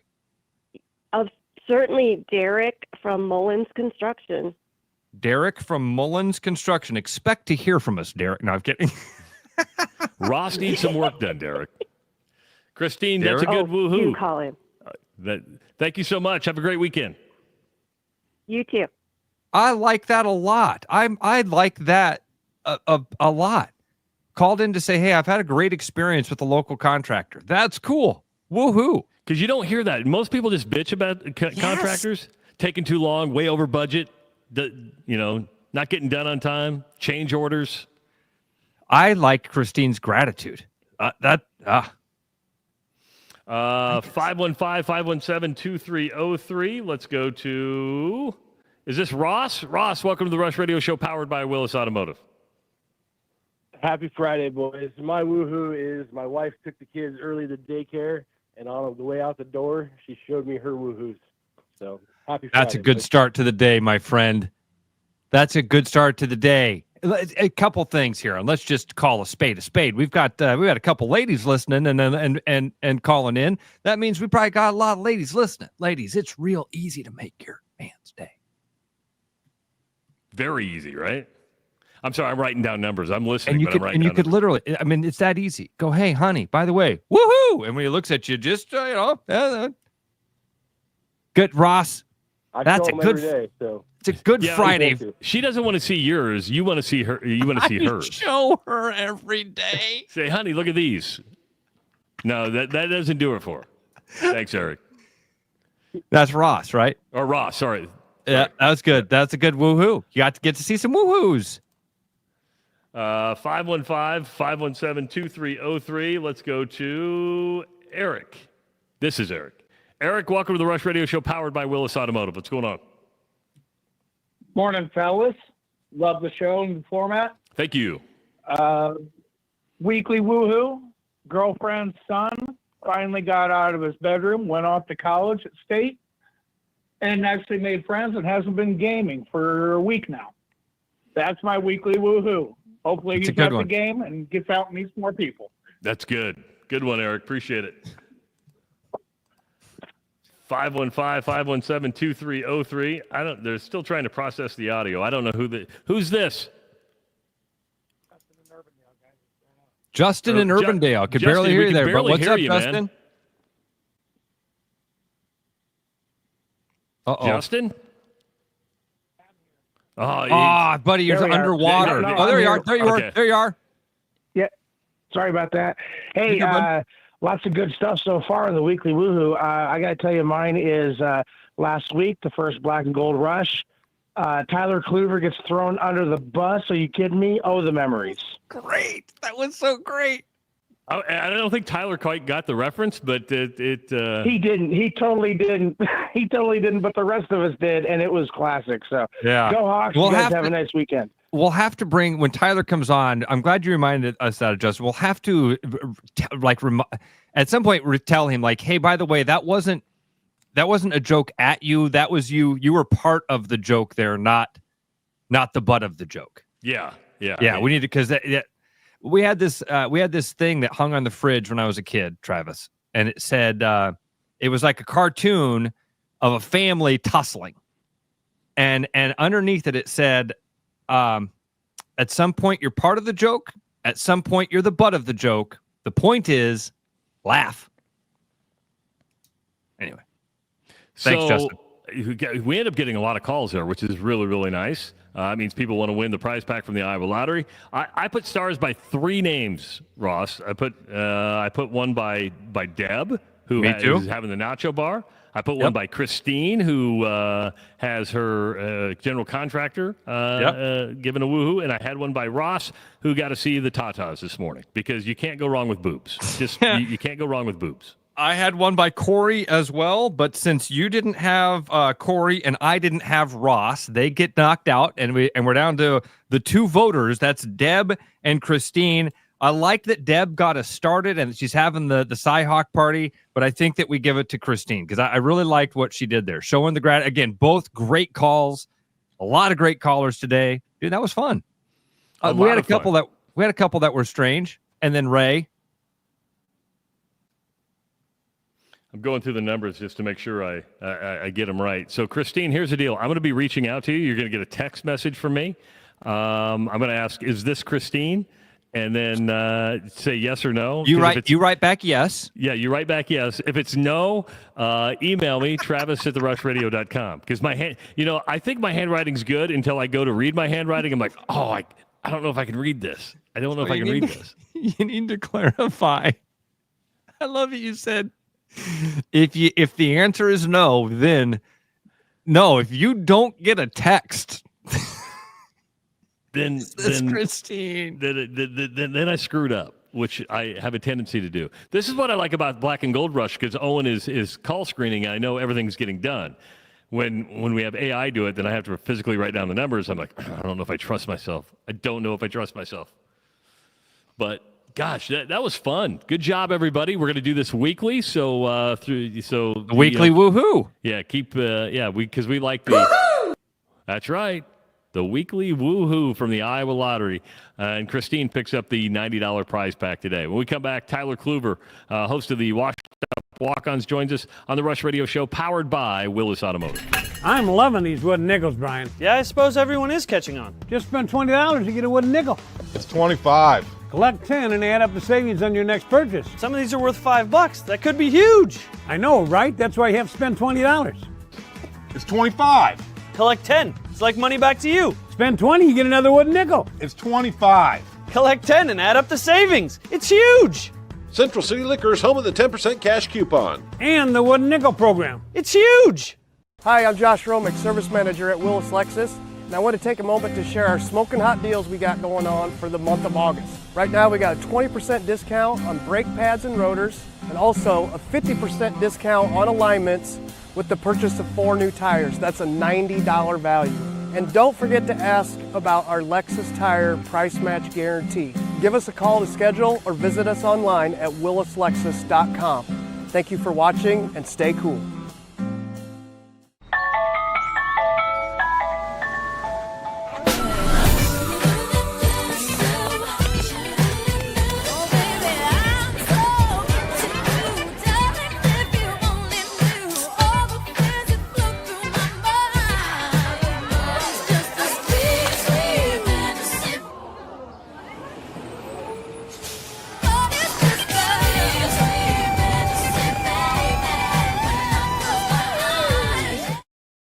after Hawkeye football games this fall, Travis and Ross are right where they belong, with you taking your calls and giving unfiltered feedback. Right after Hawkeye football games, it's the Black and Gold Rush on the rushradio.com, the TuneIn app, and on YouTube. Missing a quality, home-cooked meal? You know, the kind Mom used to make? Lucky for you, we found her recipe book. Welcome to the High Life. Welcome to the Champagne of Bars. Every business has priorities, and Priority One Heating and Cooling is no different. As a service provider, we prioritize quality air conditioners and furnaces that will keep your home at your comfort level year-round. As a small business, we prioritize doing things the right way and treating people fairly. As a truly local business, we prioritize our community. As a veteran-owned business, we prioritize duty and commitment. For big business service with local value, trust your home to the place where you are always Priority One. Hey, it's Marion over at Land Rover of Des Moines. With all those summer miles and any last-minute road trips you have before school starts, come on down and get an alignment for $179.95 and $25 off an oil change. Give us a call or schedule online at LandRoverDesMoines.com. Rush, strong opinions, weak filters, and just enough sense to stay on the air. It's the Rush Radio Show, powered by Willis Automotive. After the Cy-Hawk game tomorrow, join us for Black and Gold Rush live from the Iowa Lottery Studios. It's right after the game, so kickoff's at 11 o'clock. You can count on us coming on probably right around 2:30. Last week we came on a little bit early, maybe 2:15, depending on how much they throw the ball, how much they run the football, how fast the game goes. But as soon as the game is over, Ross and I are going to be live with the Black and Gold Rush live from the Iowa Lottery Studios. It's Iowa State, Iowa, in the Cy-Hawk game. I'm Travis Justice. He's Ross Peterson. Of course, last week we were joined by Tyler Kluver on the Cy-Hawk game, and then he joins us now live. Host of the Washed-Up Walkons. Are you drinking a protein shake this morning? You drinking a protein shake? No, that comes later.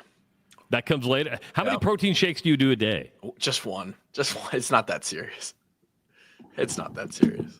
Oh. Ross can't hear us right now, but as long as you can hear us, we'll just keep going. This has been a build-up all week. Of course, you've had your show, the Washed-Up Walkons. What's been the feeling with the Iowa State showdown from your perspective? I think it's one of those. It's the same feeling every year. You're just on, as a former player, it's the bragging rights thing is really, like, it weighs heavy. Everybody you know. Everybody you know knows you as, oh, you played. And as I get further out, it will become less and less, right? Because when you're immediately out of the program, it's a thing where, like, oh, you were basically part of the team last year. You literally just stepped out of the complex and finished up your football career. This is very much so a part of your identity. And the further you get out, now I'm just a podcaster about Iowa football, and I'm a fitness guy, and I'm Kinley's dad. Like, I have these other identity traits, and the infrastructure sort of builds to who I am. But when it is everything you are, then when you see other people, your friends, it's like, Iowa State game coming up, huh? What do you think? It's like, how'd Iowa do? Like, the result almost weighs on people's relationships with you. And so I'm not affected by that, but the way that I interact with other people is. And I saw a fun tweet yesterday. It was from the Iowa State perspective, and it was just like two little tag points. It was like, my birthday, messages 3 is like the little indicate, the notification. If Iowa State loses on Saturday, messages, 47 notifications. That's how I feel. My birthday, my mom will tell me happy birthday. My wife, a couple friends. If Iowa loses, my DMs and my messages for the next 3 days are like, hey, here's what's wrong with the program. What's going on with the Hawks? Give me the answers. That's like the one thing that is like, I don't know. It's one of the downsides of this is like, I have to come and answer for the Hawks now because of what I do, which is great. I'll take it. If that's the downside of my job now, I'm in. It's just sometimes it's like, come on, guys, let's get a win this weekend. I need it. But you don't. Do you get inundated with the how do I want to put this? Like the Cy-Hawk hate. What I thought you were going to say is of those 40 messages, 35 of them were like thumbing their nose at you, ha ha, told you so type of thing. But yours is more. You're in that Hawkeye silo. Sure. Yeah, I'm not getting a lot of the Iowa State side of things. Cool. Okay. I probably have less friends than most people, and because of that, and the ones I do have are all on the Hawkeye side of stuff. So, yeah, I don't get too much of like the jabbing. Good to hear you, Ross. I was worried we weren't going to. I'm sorry. Something's going on when we have because the same thing happened yesterday. We brought Bruno on. We figured out our audio issue with Travis's echo. But what we can't figure out now is whenever we bring a guest on, something happens with my audio that kicks off. I couldn't hear either one of you to start. I had to reset things to get to you. And then I think Travis, I don't know if I can hear you still. Can you hear me now? Still don't hear Travis. That's still really can't hear Travis. No. And I could hear both. Wow, that's crazy. I don't understand. Tech issues are fun, man. And I know all about that stuff because, we literally do this. God, the amount of softwares and different ways we've done shows over the years. I'm glad I'm glad I got you though. I mean, Travis is probably like, I talked to this guy enough. I guarantee you that's how he's feeling about it. I was listening yesterday with Coach Stepsis, who you guys introduced me to him basically. I was unaware of him. I haven't followed Drake football or UNI football, and it was good to hear that he likes the girly Alani drinks, the energy drinks. Do you know what those are? Oh yeah, I've got like a case up in my fridge right now. I do. Trav, I've got you back by the way now, Trav. Sorry. Just by switching my camera, that worked. Oh, and thank you to Owen Justice, who just wrote to me and said, remove Dad from the stage and then put him back on. And click, there you are. That's weird. The world wants Travis in the middle. That's what they want. I'm like a sandwich. Yeah. I like listening to Coach on Thursdays. That's a sick spot that you guys have with him. And I do a little latte coffee in the morning, and then before my workout, I'll crack one of those energy drinks. So. Yeah. I mean, the story he told yesterday about Tressel was really cool. It makes you look at Jim Tressel a little bit differently. I mean, you have a public persona or a stereotype based on where you coach or things that happen. Then he told that Jim Tressel story. You're like, oh, that's pretty cool. When he said, hey, you want to ride? And you just sit there and talk to him. Because he was a young guy at that point. He didn't need to spend time with him and do that. I think it illustrates a lot of what you find in coaching.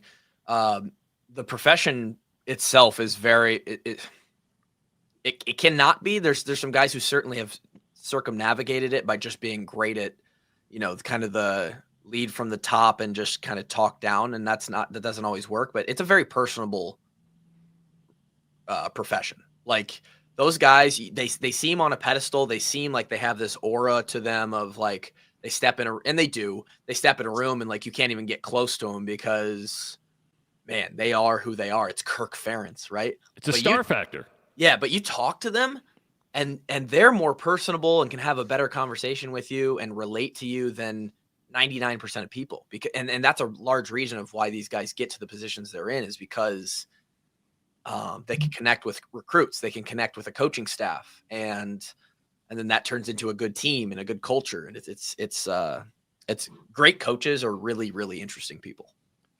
Do you still text with Coach Ferentz? I don't text with him. You just call him. You're like, screw it. I'm not texting. I'm calling him. No. I've talked to him a couple times over the years. I'm not as in touch with him as there are some players. Okay. Uh-oh. I had a call with him about 2 months ago. Was he mad at you? I was a little bit in the principal's office. Yeah. What'd you say? What'd you say? It was about the podcast. Yeah. Well, obviously, you said something on the podcast that he didn't like. No, it was in this game that we play, you guys not so much because you guys are on the radio side of things. I want to preface this for anybody listening that like I think me and Coach are still like totally good. He understands the game. He said, I think me and Coach are totally good. But like when you're doing the YouTube videos and stuff, like you're trying to clickbait without clickbaiting. You're trying to get people to click. Like that's the whole game here. You guys want people to listen to your show. I want people to listen to the Washed-Up Walkons podcast, download it, view it on YouTube. how you make money. That's how I make a living. And so you're putting out thumbnails that are like, they catch the eye. They get a click. And I put out a thumbnail, and it was with us. It was a podcast that I did with a certain someone who somehow that echoed within the program, and somebody saw it, and it got taken to the top. And next thing you know, I'm on a call with Coach, and he in a fine way. It's like, hey, Kluver, how you doing? Like it's all good. But it's more of like, hey, what was this about? Like somebody brought this to me and I don't know. I don't have time for this. What is this about? And I had to kind of explain what we were doing. And you should have said, Coach, for as long as it took you to call me, you could have just watched the video and you would have understood. First of all, that's a tactic. That's not true. That's a tactic, Tyler.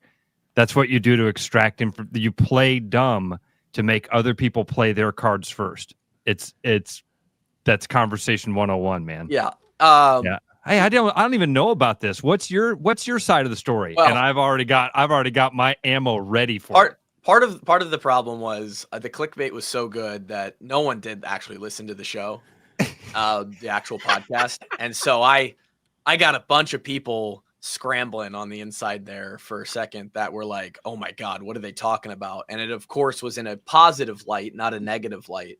Was it DJK? No, but I've been in touch with DJK. And who in the program would have caused that? You would never guess it. It was you would never guess it. But I'll tell you guys off air. Okay, all right, yeah. And not that I need. I'm not. Listen, I'm not that. I just there's a curiosity. I figured for sure DJK is the only one I can think of that was. It's not a player. It's not a player. By the way, is the video still up? I think I got you. Oh yeah. I think I know. Okay. The video's still up. I wasn't. Okay. Kevin, my co-host, he was the one who Coach reached out to first, and he's like, "Hey, you need to take this episode down." And I'm like, "Well, that's not happening. I'm 30 years old. I do what I want now. I'm a man. I'm 30." Tyler, I do want to pat Coach on the back for something here, because I asked you that question again. Played dumb, because Coach McCarney was on with us a couple weeks ago, right? And Coach Mack, talk about that thing that we talk about, that X factor, that charisma. Yeah. That is just dripping off that guy 100% of the time, right? And he talked about these connections that he has with former players. And then we had former players tell us, oh, that's real. Like, I'm a part of several different text groups with Coach Mack. Yep.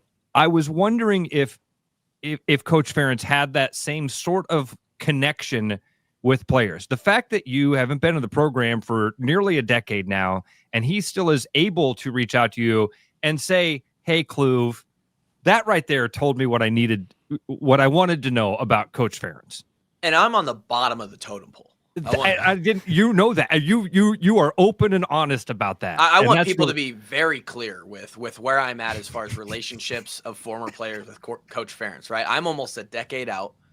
I see these guys. I see them bringing back some of the guys that are still in the league, and they got them in the stadium. They're down on the sidelines, and I'm like, man, no one in that building has thought about me or given me a ticket for 8 years. They barely gave me a ticket when I was the one in charge of snapping the ball. They hardly let me in the stadium. So, and I also know, and I knew this when I went into it, that doing what I do now is a stake in the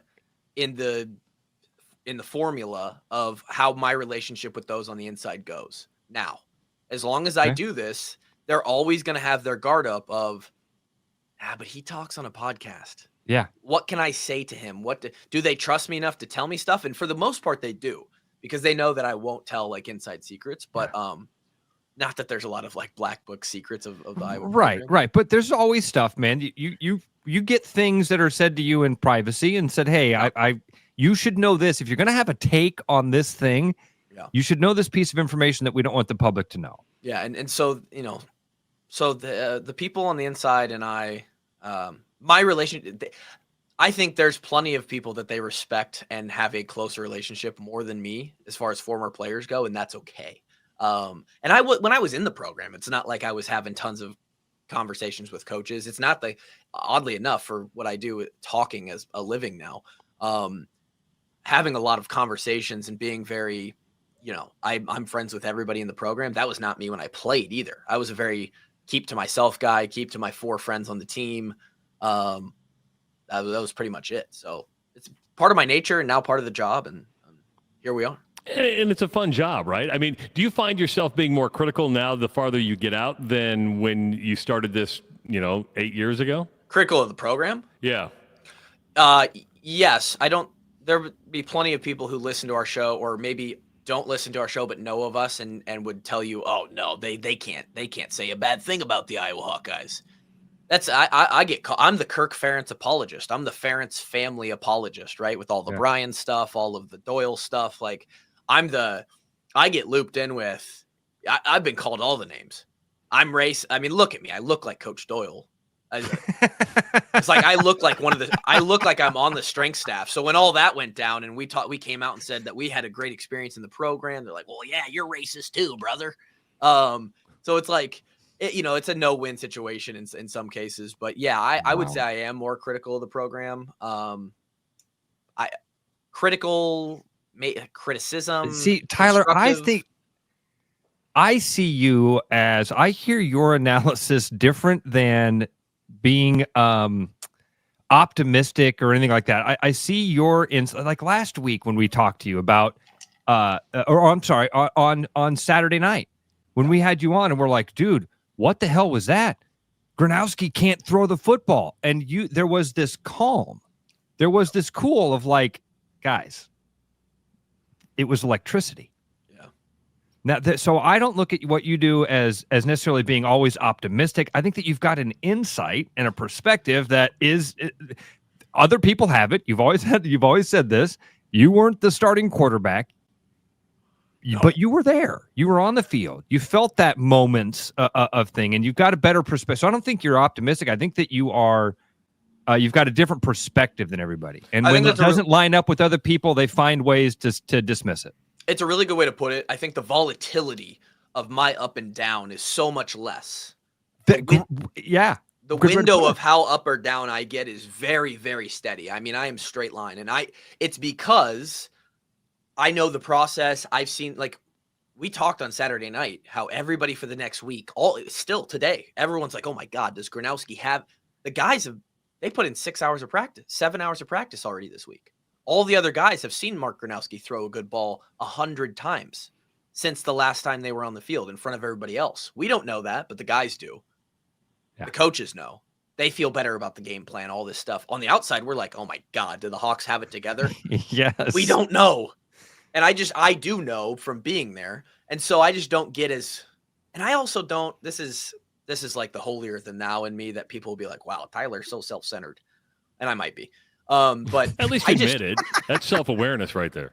But I just don't I cannot, especially at this point in my life with other stuff going on, I cannot allow something like 11, 20-year-olds on a football field to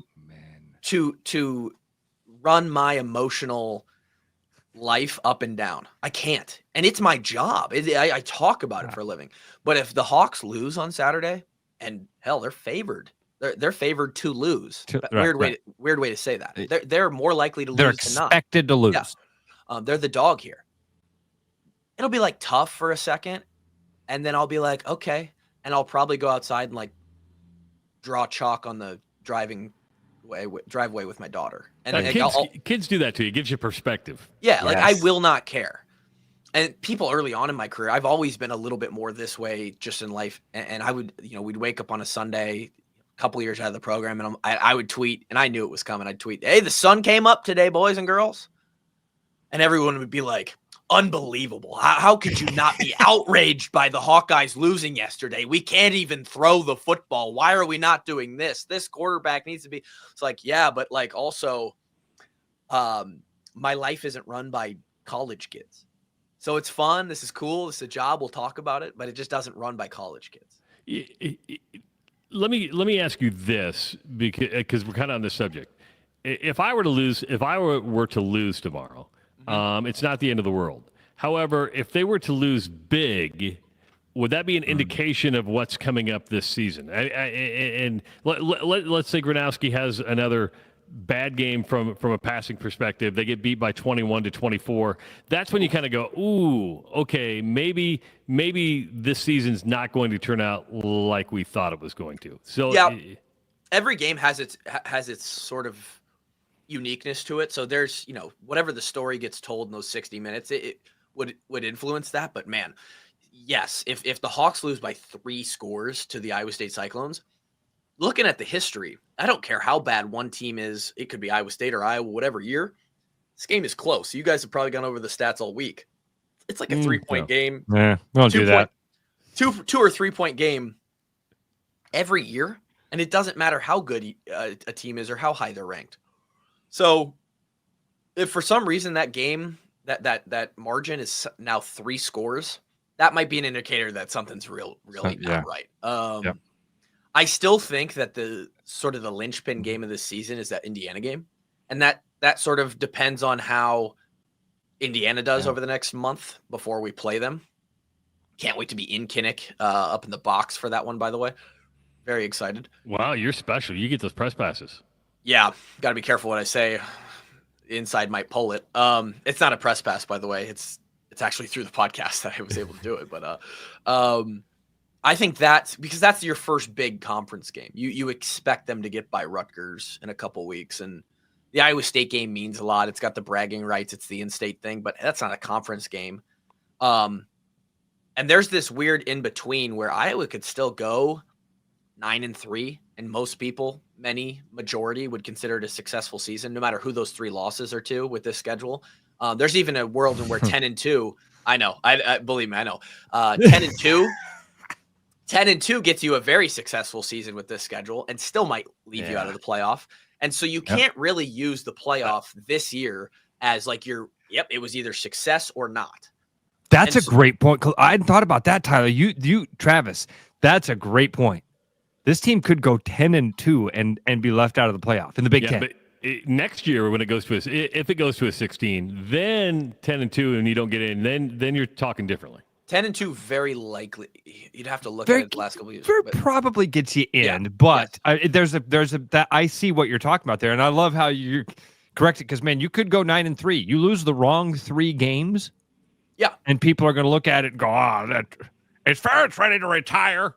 Like I'll tell you, when's Ferentz leaving? Yeah, we got to get Ferentz out of here. If they lose to Iowa State by 2 or 3 scores, and they lose to the 2 big dogs at home and they're just not competitive, and we beat USC and we go to Wisconsin, we beat Wisconsin, and like those are a couple good road wins. We beat Indiana at home, we get Nebraska. I will still argue with my positivity outlook that that's a pretty good season. Absolutely. There will be some who are like, yep, just another average season, can't compete with the big dogs. And you're like, all right, Jimmy. Happy, man. Yep. Yeah, it'd be like, all right, hard to win games. You don't know that sitting on your couch, but it's really hard to win football games. I think it's an important thing to remember, and as strange and as obvious as it is, it's strange that we don't see it so obviously. The other team's trying to win too. They've got a ton of guys being paid a lot of money, coaches being paid a lot of money. Many of those schools, not many, but a lot of those schools with more resources, better recruiting grounds, better other locational stuff.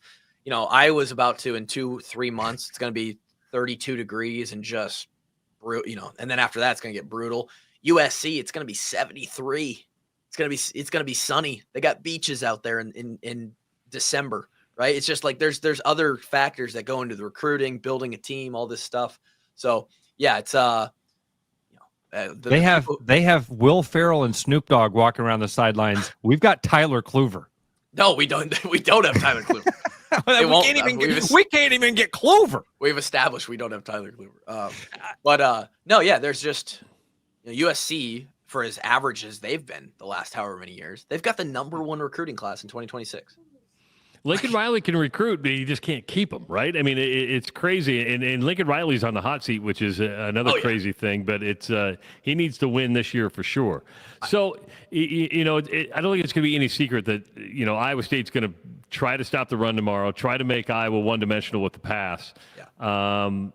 what do you think the keys to the game are? Obviously, it sounds repetitive, but the cliches are true. It is time of possession. It's no turnovers, no, keep the penalties to a minimum, and keep it close. I mean, it's cliche. Special teams play. I mean, it's the basics. I'd love to see a game where it was like 5 Drew Stevens field goals to Iowa State's 4 Conradi field goals, and it was just 15-12. That would be my favorite. I would, as long as each field goal is plus 50 yards, that would bring the drama. Yeah, 5 60-yarders. It would be the best day of my life. So you're right. If a team controls time of possession, hidden yardage, turnovers, if one of those teams has all of that on Saturday, that team's likely going to win. Shocker, that's probably the way it goes for most college football games. I think for me, it's going to be the big guys up front on both sides of the ball here. Rocco Beck's very good.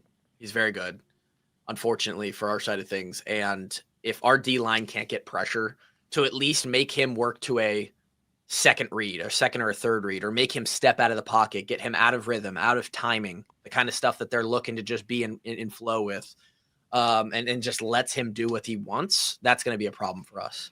They've got tight ends that present mismatches, all that stuff. And you could say that those are the biggest things. But if we can neutralize that with the defensive line pass rush, because I don't think their run game is going to be very effective. And then on the other side of the ball, and this is what we titled our episode for this preview it's a little bit of the Logan Jones, Dom Orange matchup. With their interesting sort of 3-3-5 defense, whatever you want to call it, it provides a lot of opportunity up front for that offensive line to dominate if they can figure out where guys are coming from, get to the right block, create the right gaps and angles. And if you want your offensive line to be in sync and in rhythm, the center needs to be in sync. He's the one who sets the front, all that stuff. We have a good one. They've got a really big guy who has the best nickname in college football, Big Citrus, on the other side of the ball. Mm-hmm. And he's going to have to try and stifle that for the Cyclones. So I think that's the matchup to watch when Iowa's on offense. At that point, just let our stable backs get 3, 4, 5 yards of carry, and we can establish a pretty good game there. But if we can't get a rush and their tight ends are dashing us, and if on the other side of the ball we're confused with their defense and guys coming down into the box and stuff like that, it's gonna cause issues. So I would say the big matchups here are on the line. All right, Tyler, will you have time tomorrow to join us on Black and Gold Rush, or are you going to be busy tomorrow? I should be able to make it. Okay. I will. If they lose, listen, if the Hawks lose, just take the phone outside with you, lay down on the driveway. You can paint the sidewalk while we're chatting, commiserating. I will. All right, we're tight on time. We'll see you tomorrow on Black and Gold Rush. Appreciate it, buddy. We'll talk to you tomorrow, okay? See you guys. All right, Tyler Kluver from Washed-Up Walkons joining us. That was a fun 2 hours. I want to thank Craig Floss for coming on. I want to thank Tyler Kluver for coming on. If you missed any part of the show, you can go to therushradio.com and listen to it. And, of course, see it again on our YouTube channel. You ready for tomorrow, buddy? I'm ready, buddy. Congrats to Christine on the weekly Woohoo win. She's going to get a $90 prize packet from the Iowa Lottery and potentially more than that. I got the right number. So, kaboom! Yes! We end the week on a good note because last week I didn't get the right number. This week I did. Christine, our weekly Woohoo winner from the Iowa Lottery. It is the Rush Radio Show powered by Willis Automotive. It's body armor. Real hydration with electrolytes. No artificial dyes and coconut water. Choose better. Body Armor. With over 260 beers on tap, El Bait Shop isn't just another craft beer bar. It's the best. Beer lovers know. El Bait Shop, 200 Southwest 2nd, Des Moines. There's a new spin on casual dining near Drake University. Lucky Horse Beer and Burgers. Craveable faves, flatbreads, delicious burgers, frozen cocktails, and a crazy cool vibe. Get to Lucky Horse Beer and Burgers today. Are you thinking about buying a home this year? Start by getting pre-approved with Gary Presnall at Northwest Bank in Des Moines to see how much you can qualify for and what loan programs meet your needs. Gary can get you pre-approved in 30 minutes or less with a pre-approval letter to you. Gary offers first-time first-time homebuyers programs, VA loans along with FHA, IFA, and conventional loans. Call Gary at 515-975-6767 or find his profile at nw.bank. Member FDIC, Equal Housing Lender. After Hawkeye football games this fall, Travis and Ross are right where they belong, with you, taking your calls and giving unfiltered feedback. Right after Hawkeye football games, it's the Black and Gold Rush on the rushradio.com, the TuneIn app, and on YouTube. Hi, I'm Sean McFarland, Service Manager here at Mini of Des Moines. It's August, and while most of Iowa has shifted their attention to corn dogs and butter cows, us here at Mini of Des Moines are still focused on making sure your Mini is running properly and well-maintained. Please give us a call or schedule your appointment online at miniofdesmoines.com. Bread is made from scratch, freshly baked with locally sourced ingredients and love. At Big Sky Bakery, we take great pride in our delicious products. We know you'll enjoy them almost as much as we enjoy baking. Looking for the perfect golf escape? Experience Links-style golf right here in Ames at Coldwater Golf Links. With rolling fairways, large greens, and unique routing, it's golf the way it's meant to be played. Whether you're a seasoned pro or just starting out, you'll love our course's welcoming atmosphere and friendly staff. Grab your clubs, book a tee time, and make every round unforgettable. Coldwater Golf Links, where great golf leads to great memories. Visit coldwatergolf.com to book your round today. Back to the Rush. Strong opinions, weak filters, and just enough sense to stay on the air. It's the Rush Radio Show, powered by Willis Automotive.